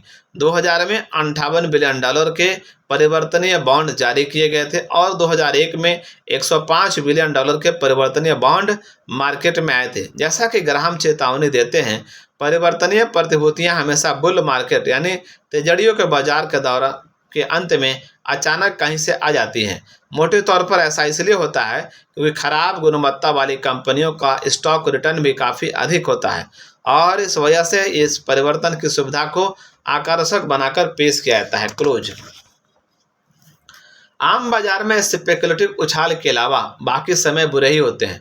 निसंदेह ये आलोचना सभी परिवर्तनीय इशू पर लागू नहीं होते। 1968 और 1969 में विशेष रूप से बड़ी संख्या में मजबूत कंपनियों ने पहली गुणवत्ता वाले बॉन्ड के वास्ते भी अत्यधिक उच्च ब्याज दरों की मुकाबला करने के लिए परिवर्तनीय इशू का इस्तेमाल किया। लेकिन यह ध्यान देने योग्य है कि हमारे परिवर्तनीय प्रीफर्ड के 20 स्टॉक सैंपल में से केवल एक में बढ़त दिखी और 14 बुरी गिरावट का शिकार बने। इन आंकड़ों से निष्कर्ष नहीं निकाला जा सकता कि परिवर्तनीय इशू अपने आप में गैर परिवर्तनीय या सादा प्रतिभूतियों से कम वांछित हैं। अन्य चीजें बिल्कुल समान हो तो इसके उलट स्थिति सत्य होगी, लेकिन हम साफ तौर पर देख सकते हैं कि दरअसल बाकी चीजें समान नहीं हैं तथा परिवर्तन की अतिरिक्त सुविधा अक्सर शायद आमतौर पर इशू की वास्तविक निवेश गुणवत्ता की अनुपस्थिति को प्रकट कर देती है। ग्राहम कोट्स परिवर्तनीय बाजार में हाल के संरचनात्मक परिवर्तनों ने इनमें से कुछ आलोचनाओं को अमान्य कर दिया है। ग्राहम के दिनों में परिवर्तनीय प्रीफर्ड स्टॉक कुल परिवर्तनीय बाजार का लगभग आधा हिस्सा हुआ करता था, लेकिन अब यह बाजार लगभग 8वां हिस्सा ही रह गया। परिपक्वता की अवधि कम हो गई है। परिवर्तनीय बॉन्ड अब पहले के मुकाबले कम अस्थिर होते हैं। इनमें से कई परिवर्तनीय बॉन्ड में अब कॉल प्रोटेक्शन या कॉल सुरक्षा अथवा जल्दी रिडेम्पशन के खिलाफ आश्वासन निहित होता है और इनमें से आधे से अधिक परिवर्तनीय बॉन्डों को अब इन्वेस्टमेंट ग्रेड होने का दर्जा हासिल है। ये ग्राहम के समय से क्रेडिट गुणवत्ता में एक महत्वपूर्ण सुधार है। इस प्रकार 2002 में Merrill Lynch all US convertible index में 8.6% की गिरावट आई। वहीं इसके विपरीत S&P 500 स्टॉक्स इंडेक्स ने 22.1% की हानि और नेस्डैक कंपोजिटिव स्टॉक इंडेक्स ने 31.3% की गिरावट दर्ज की थी। क्लोज। दरअसल बाकी चीजें समान नहीं हैं तथा परिवर्तन की अतिरिक्त सुविधा अक्सर शायद आमतौर पर इशू की वास्तविक निवेश गुणवत्ता की अनुपस्थिति को प्रकट कर देती है। निसंदेह यह सच है कि परिवर्तनीय प्रीफर्ड उसी कंपनी के साधारण शेयरों से ज़्यादा सुरक्षित होते हैं, यानी कह सकते हैं कि इसमें मूल पूंजी के नुकसान की संभावना का जोखिम कम होता है। इसलिए तदनुरूप साधारण शेयर की जगह नए परिवर्तनीय खरीदने वाले इस मायने में तार्किक है, लेकिन अधिकांश मामलों में शुरुआत के लिए साधारण शेयरों को उनके शासित भाव पर खरीदना समझदारी नहीं होती तथा परिवर्तनीय प्रीफर्ड के विकल्प से भी तस्वीर पर्याप्त नहीं सुधरती। इसके अलावा परिवर्तनीय कि परिवर्तनीय की खरीद का सौदा उन निवेशकों द्वारा किया गया था जिनकी आम स्टॉक में कोई विशेष रुचि या विश्वास नहीं था, यानी उन्होंने उस समय आम स्टॉक खरीदने के बारे में कभी नहीं सोचा होगा। लेकिन जो पूर्व दावे और वर्तमान बाजार के करीब परिवर्तन के विशेषाधिकार के आदर्श संयोजन के लालच में आ गए थे, कई उदाहरणों में इस संयोजन ने अच्छी तरह से काम किया है, लेकिन आंकड़े बताते हैं कि इनकी संभावना अधिक रहती है कि वो फंसाने का जाल साबित हो। जहाँ तक परिवर्तनीय के स्वामित्व की बात है, तो इसमें एक अलग तरह की परेशानी है जिसका ज़्यादा निवेशक को पता नहीं होता। मुनाफा दिखाई देने पर भी वह अपने साथ दुविधा लेकर आता है। धारक इसे थोड़ा बढ़ने पर ही बेच दे या इसे ज़्यादा बढ़ने तक अपने पास रखे। यदि इशू कॉल हो जाता है तो अक्सर साधारण शेयर के काफ़ी अधिक चढ़ जाने पर होता है, तो वह उसी वक्त बेच दें या परिवर्तन करें और साधारण शेयर को अपने पास रखें। चलिए इस बारे में ठोस बातचीत करते हैं। आपने एक 6% बॉन्ड को 100 पर खरीदा और ये 25 पर शेयर में परिवर्तनीय है, जो प्रति $1000 बॉन्ड के लिए 40 शेयर की दर होगी। शेयर बढ़कर 30 हो जाता है, जिससे बॉन्ड की कीमत कम से कम 120 हो जाती है। अतः ये 125 पर बिकने लगता है। आप बेच सकते हैं या रुक सकते हैं। यदि आप भाव बढ़ने की आशा में रुकते हैं तो आपकी स्थिति काफ़ी हद तक साधारण शेयर धारक जैसी हो जाएगी, क्योंकि यदि शेयर नीचे जाता है तो आपका बॉन्ड भी नीचे जाएगा। कोई रूढ़िवादी व्यक्ति कह सकता है कि 125 से ज़्यादा होने पर यह उसके लिए अत्यधिक स्पेकुलेटिव हो जाएगा और इसलिए उसे बेचकर 25% का संतोषजनक मुनाफा तो ले लेना चाहिए। लगता तो ठीक है, लेकिन इस स्थिति पर थोड़ा और विचार करें। बहुत से मामले में जहां धारक 125 पर बेच देता है, तब साधारण शेयर का बढ़ना जारी रहता है और वह परिवर्तनीय को भी अपने साथ ले जाता है और निवेशक उस पीड़ा का अनुभव करता है जो बहुत जल्दी बेचने पर होती है। अगली बार वो 150 या 200 तक रुकने का फैसला करता है। इशू 140 तक चढ़ जाता है और यह वो नहीं बेचता।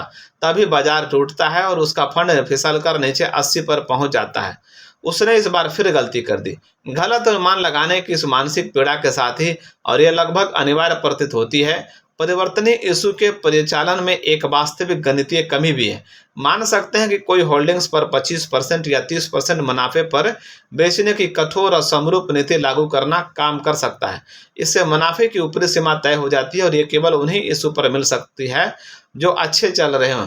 लेकिन यदि जो कि सच प्रतीत होता है, इन इशू में अक्सर समुचित आधारभूत सुरक्षा का अभाव होता है और इन्हें तेजी के बाजार के अंत में जारी करने और खरीदने का रुझान होता है। तब उनमें से बहुत से 125 तक बढ़ने में तो विफल रहते हैं, लेकिन बाजार के नीचे जाने पर गिरने के में विफल नहीं रहते। अतः परिवर्तनियों में स्पेकुलेटिव अवसर व्यवहार रूप में भ्रम साबित होता है और ये पूरा अनुभव काफ़ी बड़े नुकसानों से अंकित होता है, जो भले ही अस्थायी प्रकृति के हो। इसी तरह इनमें सामान्य मात्रा के लाभ भी होता है। 1950 से 1968 के तेजी के बाजार की असाधारण लंबाई के कारण परिवर्तनीय इशू ने सामान्यतः अपने में कोई 18 वर्षों तक अच्छा मुनाफा प्रदान किया, लेकिन इसका बस इतना ही अर्थ है कि बड़ी संख्या में साधारण शेयरों ने बड़ी बढ़त का आनंद लिया, जिसमें अधिकांश परिवर्तनीय इशू को उनका हिस्सा मिला। परिवर्तनीय इशू में निवेश दृढ़ता की जांच केवल गिरते बाजार में उनके प्रदर्शन सही हो सकता है और ये कुल मिलाकर हमेशा निराश करने वाला ही होता है। अपने पहले संस्करण में हमने इस विशिष्ट समस्या की चित्रित व्याख्या की थी कि परिवर्तनीय के ऊपर जाने पर क्या करें। हमें लगता है कि वह यहाँ पर देने योग्य है। जैसे हमारे कुछ संदर्भ हमारी निवेश गतिविधियों पर आधारित होते हैं। हम मुख्य रूप से निवेश फंड के ऐसे चुनिंदा समूह के सदस्य थे जो एयरसॉर्प कंपनी के समतुल्य पर परिवर्तनीय 4.5% डिवेंचर की प्राइवेट ऑफरिंग में भागीदार थे, जिन्हें $40 प्रति शेयर पर साधारण स्टॉक में परिवर्तित किया जा सकता था। स्टॉक तेजी से चढ़कर 65.5 पर पहुंच गया और तत्पश्चात 2 के बदले 3 स्प्लिट के बाद 88 के बराबर हो गया। इस दूसरे भाव से परिवर्तनीय डिवेंचर की कीमत 220 से कम नहीं थी। इसी अवधि के दौरान 2 इशू को कम प्रीमियम पर कॉल किया गया, इसलिए ये सभी व्यवहारिक रूप से साधारण शेयरों में परिवर्तित हो गए, जिन्हें अनेक मूल डिवेंचर निवेश फंड खरीदारों ने अपने पास ही रखा। भाव में तुरंत ही गंभीर गिरावट शुरू हो गई और मार्च 1948 में स्टॉक 7.5 जितने कम पर बिक रहा था। डिवेंचर इशू मूल्य का केवल 27 था, जो 100% मुनाफे के बजाय मूल भाव में 75% की गिरावट को दर्शाता है। इस कहानी का वास्तविक बिंदु है कि कुछ मूल खरीदारों ने अपने बॉन्ड्स को स्टॉक में परिवर्तित करवा लिया था और इस बड़ी गिरावट के दौरान भी स्टॉक को अपने पास रखे हैं। ऐसा करने पर आप वॉल स्ट्रीट की एक पुरानी कहावत की विपरीत दिशा में गए, जो कहती है परिवर्तनीय बॉन्ड को कभी परिवर्तित ना करें। इस सलाह का कारण, क्योंकि एक बार परिवर्तन करवा लेने के बाद आप ब्याज पाने के आगामी हक के साथ ही आकर्षक मुनाफे पाने के रणनीतिक संयोजन को खो देते हैं।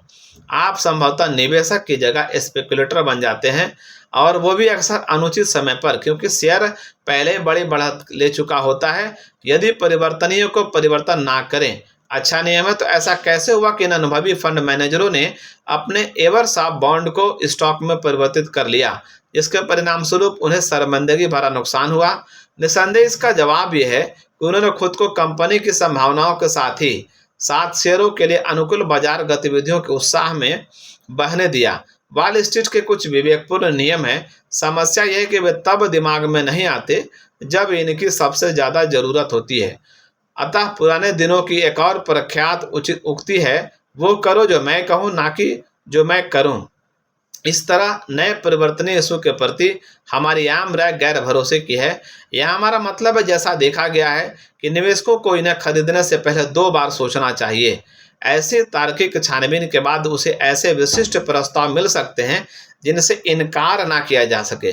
निश्चित ही इसमें आदर्श संयोजन एक मजबूत सुरक्षित परिवर्तन होगा, जिसे ऐसे साधारण शेयर में बदला जाए जो अपने आप में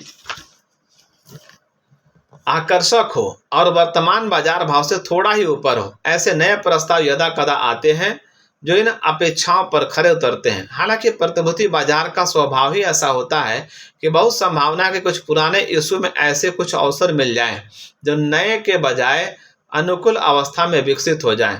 यदि नया इशू वास्तव में मजबूत है तो संभव है कि उसमें अच्छा परिवर्तनीय सुविधा ना हो। स्टैंडर्ड टाइप परिवर्तनीय इशू में क्या चीज़ दी जाती है और किसे रोका जाता है, इसके बीच का स्पष्ट संतुलन American telephone and telegraph company की फाइनेंसिंग में इस प्रकार की प्रतिभूति के अत्यधिक उपयोग में भली भांति देखा जा सकता है।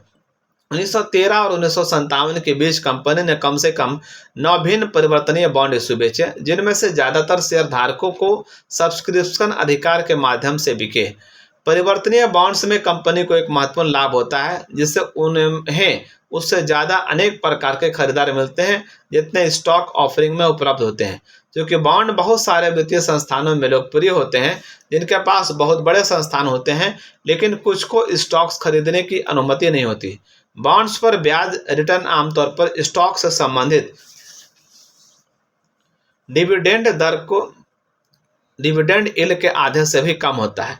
ऐसा फैक्टर जिनकी गणना बॉन्ड धारकों के पूर्व दावों को प्रति संतुलित करने के लिए होती है। चूंकि कंपनी ने अपनी $9 डिविडेंड दर को 40 वर्षों तक बनाए रखा, 1919 से वर्ष 1959 के स्टॉक स्प्लिट तक, इसका परिणाम अंत में लगभग सभी परिवर्तनीय इशू का साधारण स्टॉक में परिवर्तन रहा। इस प्रकार इन परिवर्तनीय इशू के खरीदारों ने वर्षों अच्छा प्रदर्शन किया, लेकिन ये इतना अच्छा नहीं था जितना तब होता जब उन्होंने पहले ही बार में कैपिटल स्टॉक खरीदे होते। ये उदाहरण अमेरिकन टेलीफोन एंड टेलीग्राफ की मजबूती तो स्थापित करता है, लेकिन परिवर्तनीय बॉन्ड्स के आंतरिक आकर्षण के लिए ऐसा नहीं करता। उन्हें व्यावसायिक रूप से ठोस साबित करने के लिए हमें ऐसे उदाहरण तलाशने होंगे जिनमें परिवर्तनीय इशू से अच्छे परिणाम मिले, जबकि साधारण शेयर निराशापूर्ण साबित हुए हों। ऐसे उदाहरण मिलना आसान नहीं है। परिवर्तनीय इशू का साधारण शेयर के स्तर पर प्रभाव काफ़ी अधिक मामलों में परिवर्तनीयों को जारी करने का काम विलयन या नए अधिग्रहण से जुड़ा रहा है। इस वित्तीय कार्रवाई का शायद सबसे शानदार उदाहरण एनबीएफ कॉरपोरेशन द्वारा शेरॉन स्टील कंपनी के ज़्यादा से ज़्यादा साधारण शेयरों के बदले तकरीबन 1 करोड़ के अपने 5% परिवर्तनीय बॉन्ड तथा वारंट जारी करना था। इस असाधारण सौदे पर आगे चर्चा की गई पारंपरिक रूप से सौदे के परिणाम स्वरूप साधारण शेयरों में रिपोर्टिंग अर्निंग्स प्रति शेयरों प्रोफार्मा में बढ़ती है। शेयर न केवल तथाकथित अपनी बड़ी कमाई के जवाब में आगे बढ़ते हैं, बल्कि इसलिए भी ऐसा होता है क्योंकि प्रबंधन ने अपनी ऊर्जा, उद्यम और शेयरधारक के लिए अधिक पैसे बनाने की क्षमता का सबूत दे दिया है। लेकिन प्रति संतुलन करने वाले दो कारक हैं, जिनमें से एक वस्तुतः अनदेखा रहा है, दूसरा पूरी तरह से आशावादी बाजारों के लिए। पहला कारक वास्तव में साधारण शेयर की वर्तमान और भावी आय का वास्तविक डाइल्यूशन है, जो गणितीय रूप से नए परिवर्तनीय अधिकारों से प्रभावित होता है। इस डाइल्यूशन को हाल ही आय लेकर या कुछ अन्य आंकड़े मानकर और प्रति शेयर समायोजित आय की गणना करके निर्धारित किया जा सकता है। यदि सभी परिवर्तनीय शेयर या बॉन्ड वास्तव में परिवर्तनीय किए जाते हैं, ज़्यादातर कंपनियों में प्रति शेयर आंकड़ों में परिणाम कमी महत्वपूर्ण नहीं होती है। लेकिन इस बयान के अनेक अपवाद भी हैं और ये जोखिम भी है कि ये असुविधाजनक दर से बढ़ सकते हैं। तेजी से फैलते संगुट परिवर्तनीय हथकंडे के मुख्य कलाकार रहे हैं। टेबल 16-3 में हमने 7 कंपनियों की सूची बनाई है, जिनमें बड़ी संख्या में शेयर परिवर्तनीय या वारंट्स पर जारी हुए हैं। साधारण से प्रीफर्ड शेयर में संभावित परिवर्तन। 10 को पहले मान ले 1956 में साधारण शेयर की यील्ड समान कंपनियों में प्रीफर्ड शेयरों से अधिक होती है। ये खासकर तब सच है जब यदि प्रीफर्ड स्टॉक में परिवर्तनीय सुविधा बाजार के निकट होती है। फिलहाल इसका उलट भी अक्सर सच होता है। इसके परिणाम स्वरूप ऐसे परिवर्तनीय प्रीफर्ड स्टॉक की संख्या काफ़ी है जो साफ तौर पर संबंधित साधारण शेयरों से ज़्यादा आकर्षक हैं। साधारण शेयरों के धारकों के पास खोने के लिए कुछ नहीं होता और उन्हें अपने जूनियर शेयरों को सीनियर इशू में बदलने के लाभ का अहम फायदा होता है। इसका विशिष्ट उदाहरण 1970 के अंत में स्टड बेकर वाशिंगटन कॉरपोरेशन ने पेश किया था। इसके साधारण शेयर 57 पर बिक रहे थे, जबकि $5 परिवर्तनीय प्रीफर्ड 87.5 पर बिके थे। प्रत्येक प्रीफर्ड शेयर 1.5 साधारण शेयर से बदला जा सकता था, जिससे इसकी कीमत $85 हो जाती। प्रीफर्ड शेयर के क्रेता के मुकाबले यह बहुत कम धन अंतर का संकेत करता था, परंतु प्रीफर्ड के प्रति शेयर पर हासिल $5 के मुकाबले साधारण शेयरों में $1.20 या 1.5 शेयर के लिए $1.80 वार्षिक दर से डिविडेंड भुगतान हुआ था। इस तरह भाव में यह मौलिक प्रतिकूल अंतर संभवतः 1 वर्ष से भी कम में पूरा हो गया, जिसके बाद कुछ समय के लिए साधारण शेयरों के मुकाबले प्रीफर्ड शेयर संभवतः पर्याप्त रूप से उच्च डिविडेंड यील्ड देने लगे। लेकिन जाहिर है कि सबसे महत्वपूर्ण सीनियर पोजीशन थी, जिसका फायदा साधारण शेयर धारकों को बदलाव से मिला। कम भाव पर 1968 और पुनः 1970 में प्रीफर्ड की बिक्री साधारण के 1.5 शेयर से 15 अंक अधिक पर हुए। इसकी परिवर्तनीय सुविधा ये गारंटी थी कि इसे साधारण पैकेज से कम पर कभी नहीं बेचा जा सकेगा। Stock option warrants. चलिए हम शुरुआत में ही सीधे और सपाट तरीके से बोलते हैं। हम स्टॉक ऑप्शन वारंट्स में हुए हालिया घटनाक्रम को लगभग फ्रॉड, तत्कालिक खतरा और संभावित विनाश मानते हैं। उन्होंने बड़े पैमाने पर संकलित डॉलर मूल्य को हवा से बना लिया। उनके पास इनके अस्तित्व का कोई कारण नहीं था, सिवाय इसके कि वे स्पेकुलेटर्स और निवेशकों को गुमराह कर रहे थे। उन पर कानूनी प्रतिबंध लगना चाहिए या उन्हें कम से कम कंपनी के कुल पूंजीकरण के बहुत छोटे अंश तक सीमित कर देना चाहिए। सामान्य इतिहास और साहित्य की सादृश्यता में हम पाठकों के लिए फाउल्ट भाग 2 के सेक्शन को संदर्भित करेंगे, जिसमें गेटे कागजी धन के आविष्कार के बारे में बताते हैं। वॉल स्ट्रीट के इतिहास के अशुभ उदाहरण के तौर पर हम American and foreign power company के वारंट्स का उल्लेख करना चाहेंगे, जिसका 1929 के बाजार मूल्य कई बिलियन डॉलर से अधिक उद्धृत था। हालांकि ये कंपनी के बैलेंस शीट के फुटनोट में ही दिखाई देता था। 1932 तक ये बिलियन डॉलर सिकुड़ कर $8 मिलियन रह गया और 1952 में कंपनी के पुनः पूंजीकरण में वारंट्स साफ हो गए। हालांकि अपने ऋण चुकाने में समर्थ रही थी।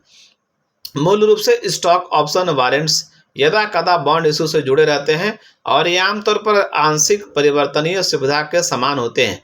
राशि के मामले में ये गैर महत्वपूर्ण थे और इसलिए इसमें कोई नुकसान नहीं था। 1920 के दशक के अंत में इसके उपयोग के साथ ही अन्य वित्तीय दुरुपयोग भी बढ़ गए, लेकिन इसके बाद ये लंबे समय तक नज़रों से दूर रहे। उनका फिर लौटना तय था। जैसे कि बुरे धन वे हैं और 1967 के बाद से वे न केवल प्रचलित रूप से इंस्ट्रूमेंट ऑफ फाइनेंस बन गए, बल्कि एक मानक प्रक्रिया विकसित की गई जिससे नए रियल एस्टेट उपक्रमों के लिए पूंजी जुटाई जा सके जो बड़े बैंकों से संबंध थे, जिसके लिए समान संख्या में साधारण शेयर और वारंट्स इकाई बेचे गए, जिससे उसी भाव पर अतिरिक्त साधारण शेयर खरीदे जा सकें। उदाहरण 1971 में क्लीव ट्रस्ट रियल्टी इन्वेस्टर ने अपने ऐसे 2,50,00,000 मूल्य के साधारण शेयर या शेयर्स ऑफ बेनिफिशियल इंटरेस्ट और वारंट संयोजन को $20 प्रति यूनिट पर बेचा। चलिए पल भर विचार करते हैं कि इस वित्तीय व्यवस्था की वास्तविकता क्या है। आमतौर पर साधारण स्टॉक इशूधारक के पास पहला अधिकार होता है कि वो अतिरिक्त साधारण शेयर खरीदे। जब कंपनी के डायरेक्टर इस तरह से पैसा जुटाना चाहते हों, ये कथित प्रीएम्प्टिव राइट सामान्य स्टॉक के स्वामित्व में प्रवेश करने वाले मूल्य के तत्वों में से एक है। साथ ही इसमें लाभांश प्राप्त करने, कंपनी के विकास में भाग लेने और डायरेक्टरों के चयन में वोट देने का अधिकार भी शामिल है। जब अलग से वारंट जारी कर अतिरिक्त पूंजी के लिए सब्सक्राइब का अधिकार दिया जाता है, तो इस कार्य से आम साधारण शेयर के अंतर्निहित मूल्य का एक अंश पता चल जाता है और इसे एक अलग सर्टिफिकेट में हस्तांतरित किया जाता है। यहाँ इसी के सदृश ये भी किया जा सकता है कि डिविडेंड प्राप्ति सीमित या असीमित अवधि के लिए का अलग से सर्टिफिकेट जारी किया जाए, या संस्थान में आगामी बिक्री या परिसमापन में साझा करने का अधिकार मिले, या शेयरों के लिए वोट देने का अधिकार मिले। इन सब्सक्रिप्शन वारंट्स को मूल पूंजी संरचना के भाग रूप क्यों निर्मित किया जाता है? सिर्फ इसलिए क्योंकि लोग वित्तीय मामलों में नासमझ होते हैं। उन्हें एहसास ही नहीं होता कि आउटस्टैंडिंग वारंट्स सहित मिलने वाले साधारण शेयर इसके विपरीत के मुकाबले कम कीमत के होते हैं। अतः स्टॉक और वारंट्स पैकेज के लिए आमतौर पर बाजार में केवल शेयरों से ज़्यादा अच्छा भाव मिल जाता है। ध्यान दें कि सामान्य कंपनी रिपोर्टों में प्रति शेयर अर्निंग्स की गणना आउटस्टैंडिंग वारंट्स के प्रभाव को उचित रूप से ध्यान में रखे बिना की जाती है। निश्चित ही इसका परिणाम कंपनी की आय बाजार मूल्य पूंजीकरण के बीच वास्तविक रिश्ते की अतिरंजना होता है। वारंट्स के अस्तित्व की गणना का सबसे सरल और संभवतः सर्वोत्तम तरीका इसके बाजार मूल्य के समकक्ष को साधारण शेयर पूंजीकरण में जोड़ना है। इस प्रकार प्रति शेयर बाजार भाव में वास्तविक वृद्धि होगी। जहां सीनियर सिक्योरिटीज की बिक्री के संबंध में बड़ी संख्या में वारंट्स जारी किए जाते हैं, वहां यह मानकर समायोजन करने की प्रथा है कि स्टॉक भुगतान की आय का उपयोग संबंधित बॉन्डों या प्रीफर्ड शेयरों के रिटायरमेंट के लिए किया जाता है। यह पद्धति आमतौर पर किसी वारंट के लिए प्रयोज्य मूल्य से अधिक की प्रीमियम वैल्यू की पर्याप्त रूप से अनुमति नहीं देती। टेबल 16-4 में हमने नेशनल जनरल कॉर्पोरेशन के मामले में 1970 के लिए गणना की वो पद्धतियों के प्रभावों की तुलना की है। क्या खुद कंपनी को इन वारंट्स के निर्माण से कोई लाभ मिलता है इस महीने में कि वे किसी तरह अस्वस्थ हो सके कि जरूरत पड़ने पर अतिरिक्त पूंजी जुटा सकेंगे? बिल्कुल नहीं। आमतौर पर ऐसा कोई तरीका नहीं है जिसे कंपनी वारंट धारकों से उनके अधिकारों को उपयोग करवाए और इस तरह कंपनी के लिए नई पूंजी जुटा सके इससे पहले कि वारंट की समाप्ति तिथि आए। Graham course. आज बाजार में वारंट से संबंधित गतिविधियों के अंतिम अवशेष के रूप में नैस्डैक बुलेटिन बोर्ड का सेप्सपुल ही बचा है, या फिर छोटी छोटी कंपनियों के लिए ओवर द काउंटर बाजार, जहां आप स्टॉक को वारंट के साथ अक्सर एक इकाई के रूप में बंडल कर दिया जाता है। ग्राहम जिसे पैकेज कहते हैं वो उसका समसामयिक समकक्ष है। यदि कोई स्टॉक ब्रोकर आपको किसी भी कंपनी में इकाइयां बेचने की पेशकश करता है तो आप 95% निश्चित हो सकते हैं कि इसमें वारंट शामिल है। यदि नहीं, आप कम से कम 90% निश्चित हो सकते हैं कि यह ब्रोकर या तो चोर है या फिर बेवकूफ़ है। वैध ब्रोकरों और फर्मों का इस क्षेत्र में कोई काम नहीं है। क्लोज। साधारण शेयर इस बीच यदि कंपनी अतिरिक्त साधारण शेयर फंड जुटाना चाहती है तो उसे शेयरधारकों को आम तरीके से ही शेयर प्रस्तावित करने चाहिए, जिसका मतलब बाजार शासित भाव के भीतर होना है। ऐसे कार्यों में वारंट्स में कोई मदद नहीं मिलती। वे बस खुद के सब्सक्रिप्शन भाव कम होने की सतत आवश्यकता से स्थिति को और पेचीदा ही बनाते हैं। हम एक बार फिर कहना चाहेंगे कि स्टॉक ऑप्शन वारंट के बड़े इशू से कृत्रिम काल्पनिक बाजार के अलावा और कोई उद्देश्य पूरा नहीं होता। गेटे फॉस्ट लिखते वक्त जिस कागजी धन से परिचित थे वे फ्रांस के कुख्यात असाइनेट्स थे, जिनका शानदार आविष्कार के तौर पर सत्कार किया गया था और जिनके भाग्य में अंततः अपना सारा मूल्य खो देना लिखा था। यही अमेरिकन एंड फॉरेन पावर के बिलियन डॉलर के वारंट्स के साथ हुआ था। क्यू की कुछ टिप्पणियां सामान्य रूप से किसी भी अन्य आविष्कार या चीज पर लागू हो सकती हैं। कैसे के निम्न है। फाउस्ट, कल्पना अपनी उच्चतम उड़ान में व्यक्त हो जाती है पर सब समझ नहीं पाते। मेफिस्टोफेलेस, आविष्कारक, यदि व्यक्ति को सिक्के चाहिए तो ब्रोकरों के पास मिल जाएंगे। मूर्ख, अंत में मैजिक पेपर। व्यवहारिक पोस्ट स्क्रिप्ट, वारंट का सबसे बड़ा अपराध जन्म लेना है। जन्म लेने के बाद से ही वे अन्य सिक्योरिटी स्वरूपों के तौर पर काम करने लगते हैं। ग्राहम कोट्स, 1789 की क्रांति के दौरान कुख्यात फ्रांसीसी असाइनेट्स फ्रांस की क्रांतिकारी सरकार द्वारा चलाया गया नोट या कागजी सिक्का जारी किए गए थे। ये मूल रूप से उस समय की क्रांतिकारी सरकार के ऋण थे। कथित रूप से ये ऋण कट्टरपंथियों द्वारा कैथोलिक चर्च और कुलीन वर्ग से जब्त अचल संपत्ति के मूल्य पर लिया गया था, लेकिन क्रांतिकारी बुरे वित्तीय प्रबंधक साबित हुए थे। 1790 के असाइनेट्स पर ब्याज दर में कटौती कर दी गई। कुछ समय बाद सरकार ने ब्याज देना पूरी तरह से बंद कर दिया और असाइनेट्स को कागजी मुद्रा के रूप में पुनः वर्गीकृत कर दिया, लेकिन सरकार ने इन्हें सोने या चांदी के लिए भुनाने से इनकार कर दिया था। इसके बजाय उसने भारी मात्रा में नए असाइनेट्स जारी किए। 1797 में उन्हें आधिकारिक तौर पर रद्दी घोषित कर दिया गया था। स्पेनिश साहित्य के उत्साही पाठक ग्राहम पेड्रो कॉल्ड्रेन डे ला बारका के नाटक लाइफ एज ए ड्रीम की एक पंक्ति की संक्षिप्त व्याख्या कर रहे हैं। मनुष्य का सबसे बड़ा अपराध पैदा होना है। क्लोज, और फिल्म जिसमें लाभ की संभावना भी नुकसान जितनी ही होती है। लगभग सभी नए वारंट्स सीमित समय, आमतौर पर 5 से 10 वर्ष तक चलते हैं। पुराने वारंट्स अक्सर बिना अवधि वाले होते हैं और कुछ वर्षों के दौरान उनका आकर्षक भाव इतिहास रहने की पूरी संभावना रहती है। उदाहरण, रिकॉर्ड बुक्स दर्शाती है कि ट्री कॉन्टिनेंटल कॉरपोरेशन के वारंट जो 1929 के तिथि के थे, गहन मंदी के बीच $1/32 जैसे नगण्य भाव पर बिके थे। 1969 में इस निम्न स्थिति से बढ़कर वे शानदार 75 तक पहुंच गए, जो 2,42,000% की शानदार वृद्धि थी।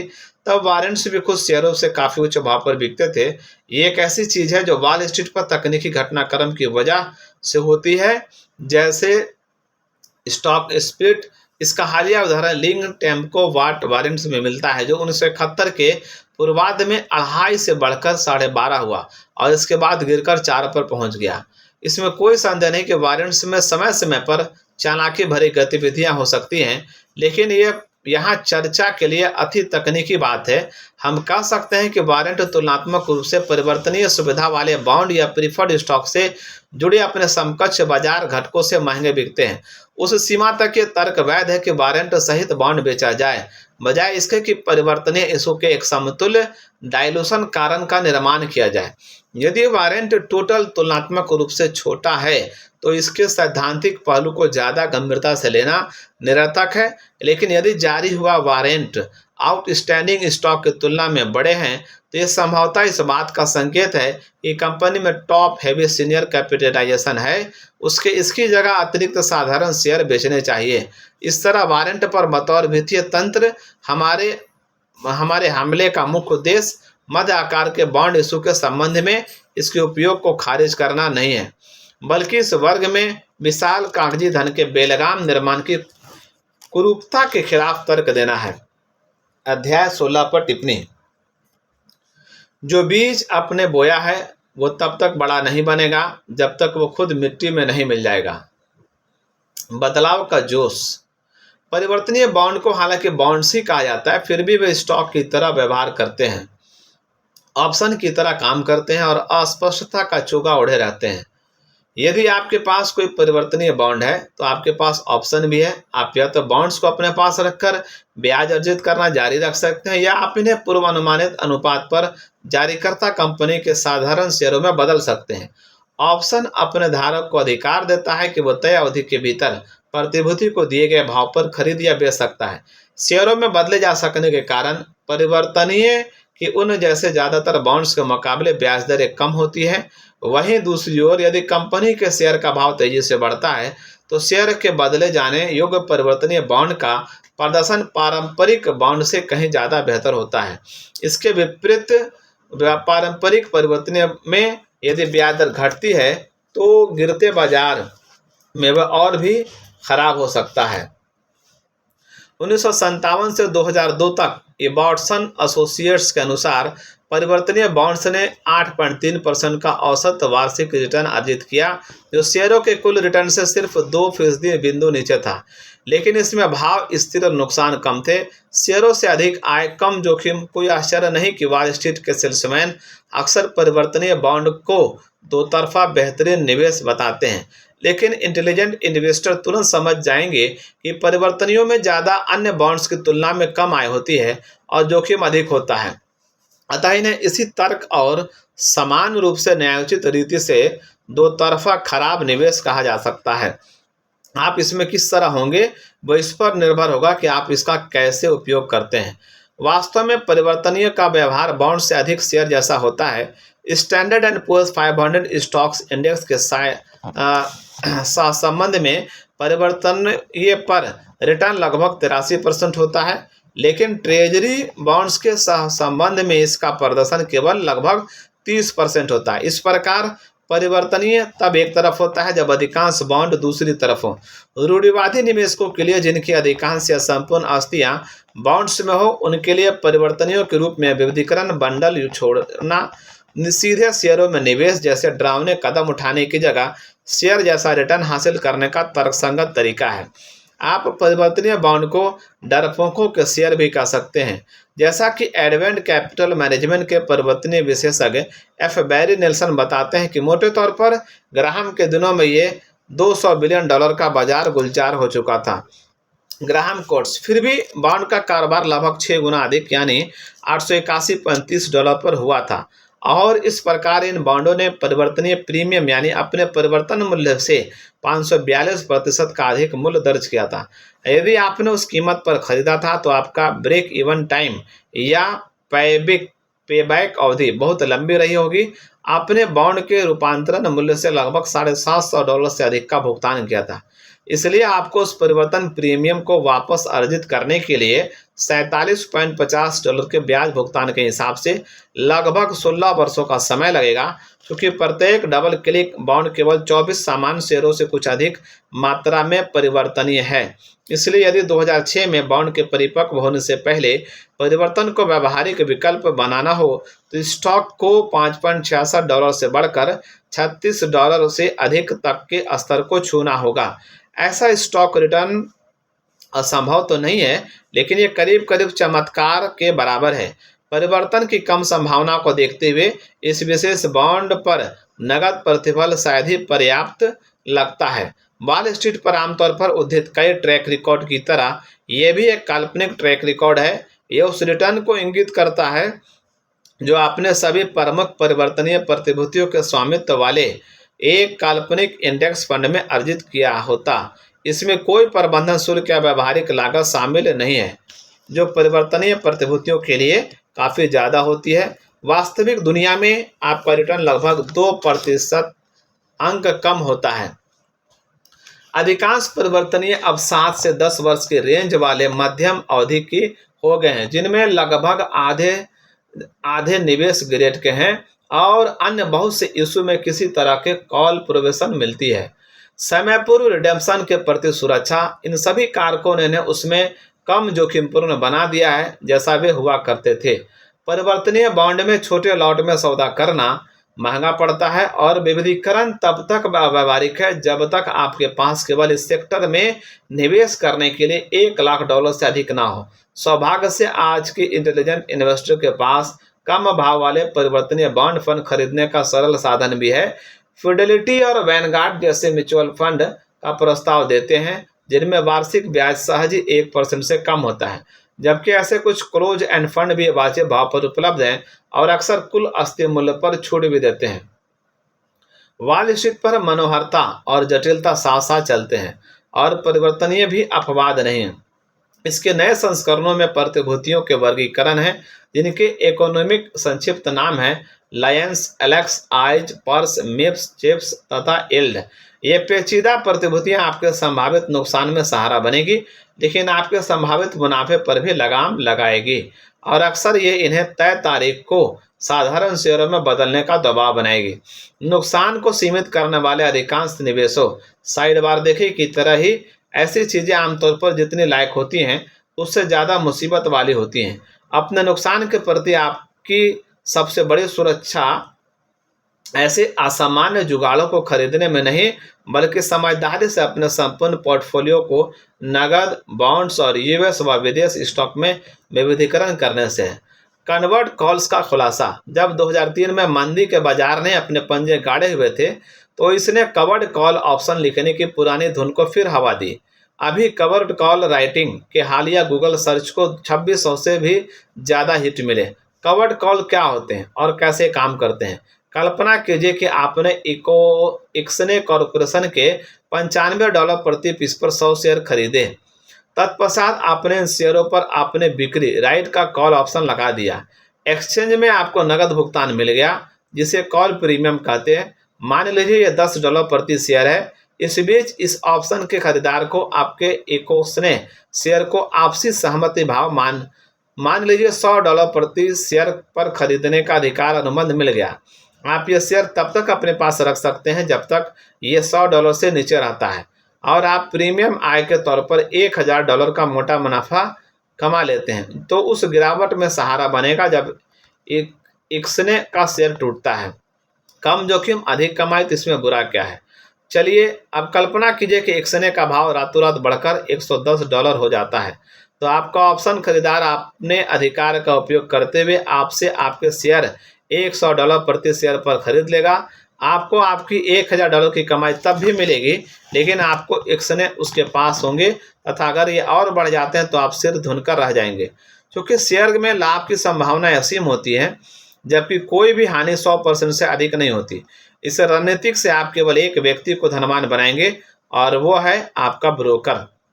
आपने अपने नुकसान को सहारा दिया लेकिन आपने अपने लाभ को भी सीमा तय कर दी। व्यक्तिगत निवेशकों के लिए अपनी हानि को कम करने की कीमत अपने अधिकांश लाभ को तिलांजलि देना नहीं है। वैकल्पिक रूप से आप कॉल ऑप्शन को वापस भी खरीद सकते हैं लेकिन आपको इस पर नुकसान उठाना पड़ेगा और ऑप्शन में स्टॉक्स की तुलना में अधिक ट्रेडिंग लागत हो सकती है। यहाँ पर ये अध्याय 16 समाप्त हुआ।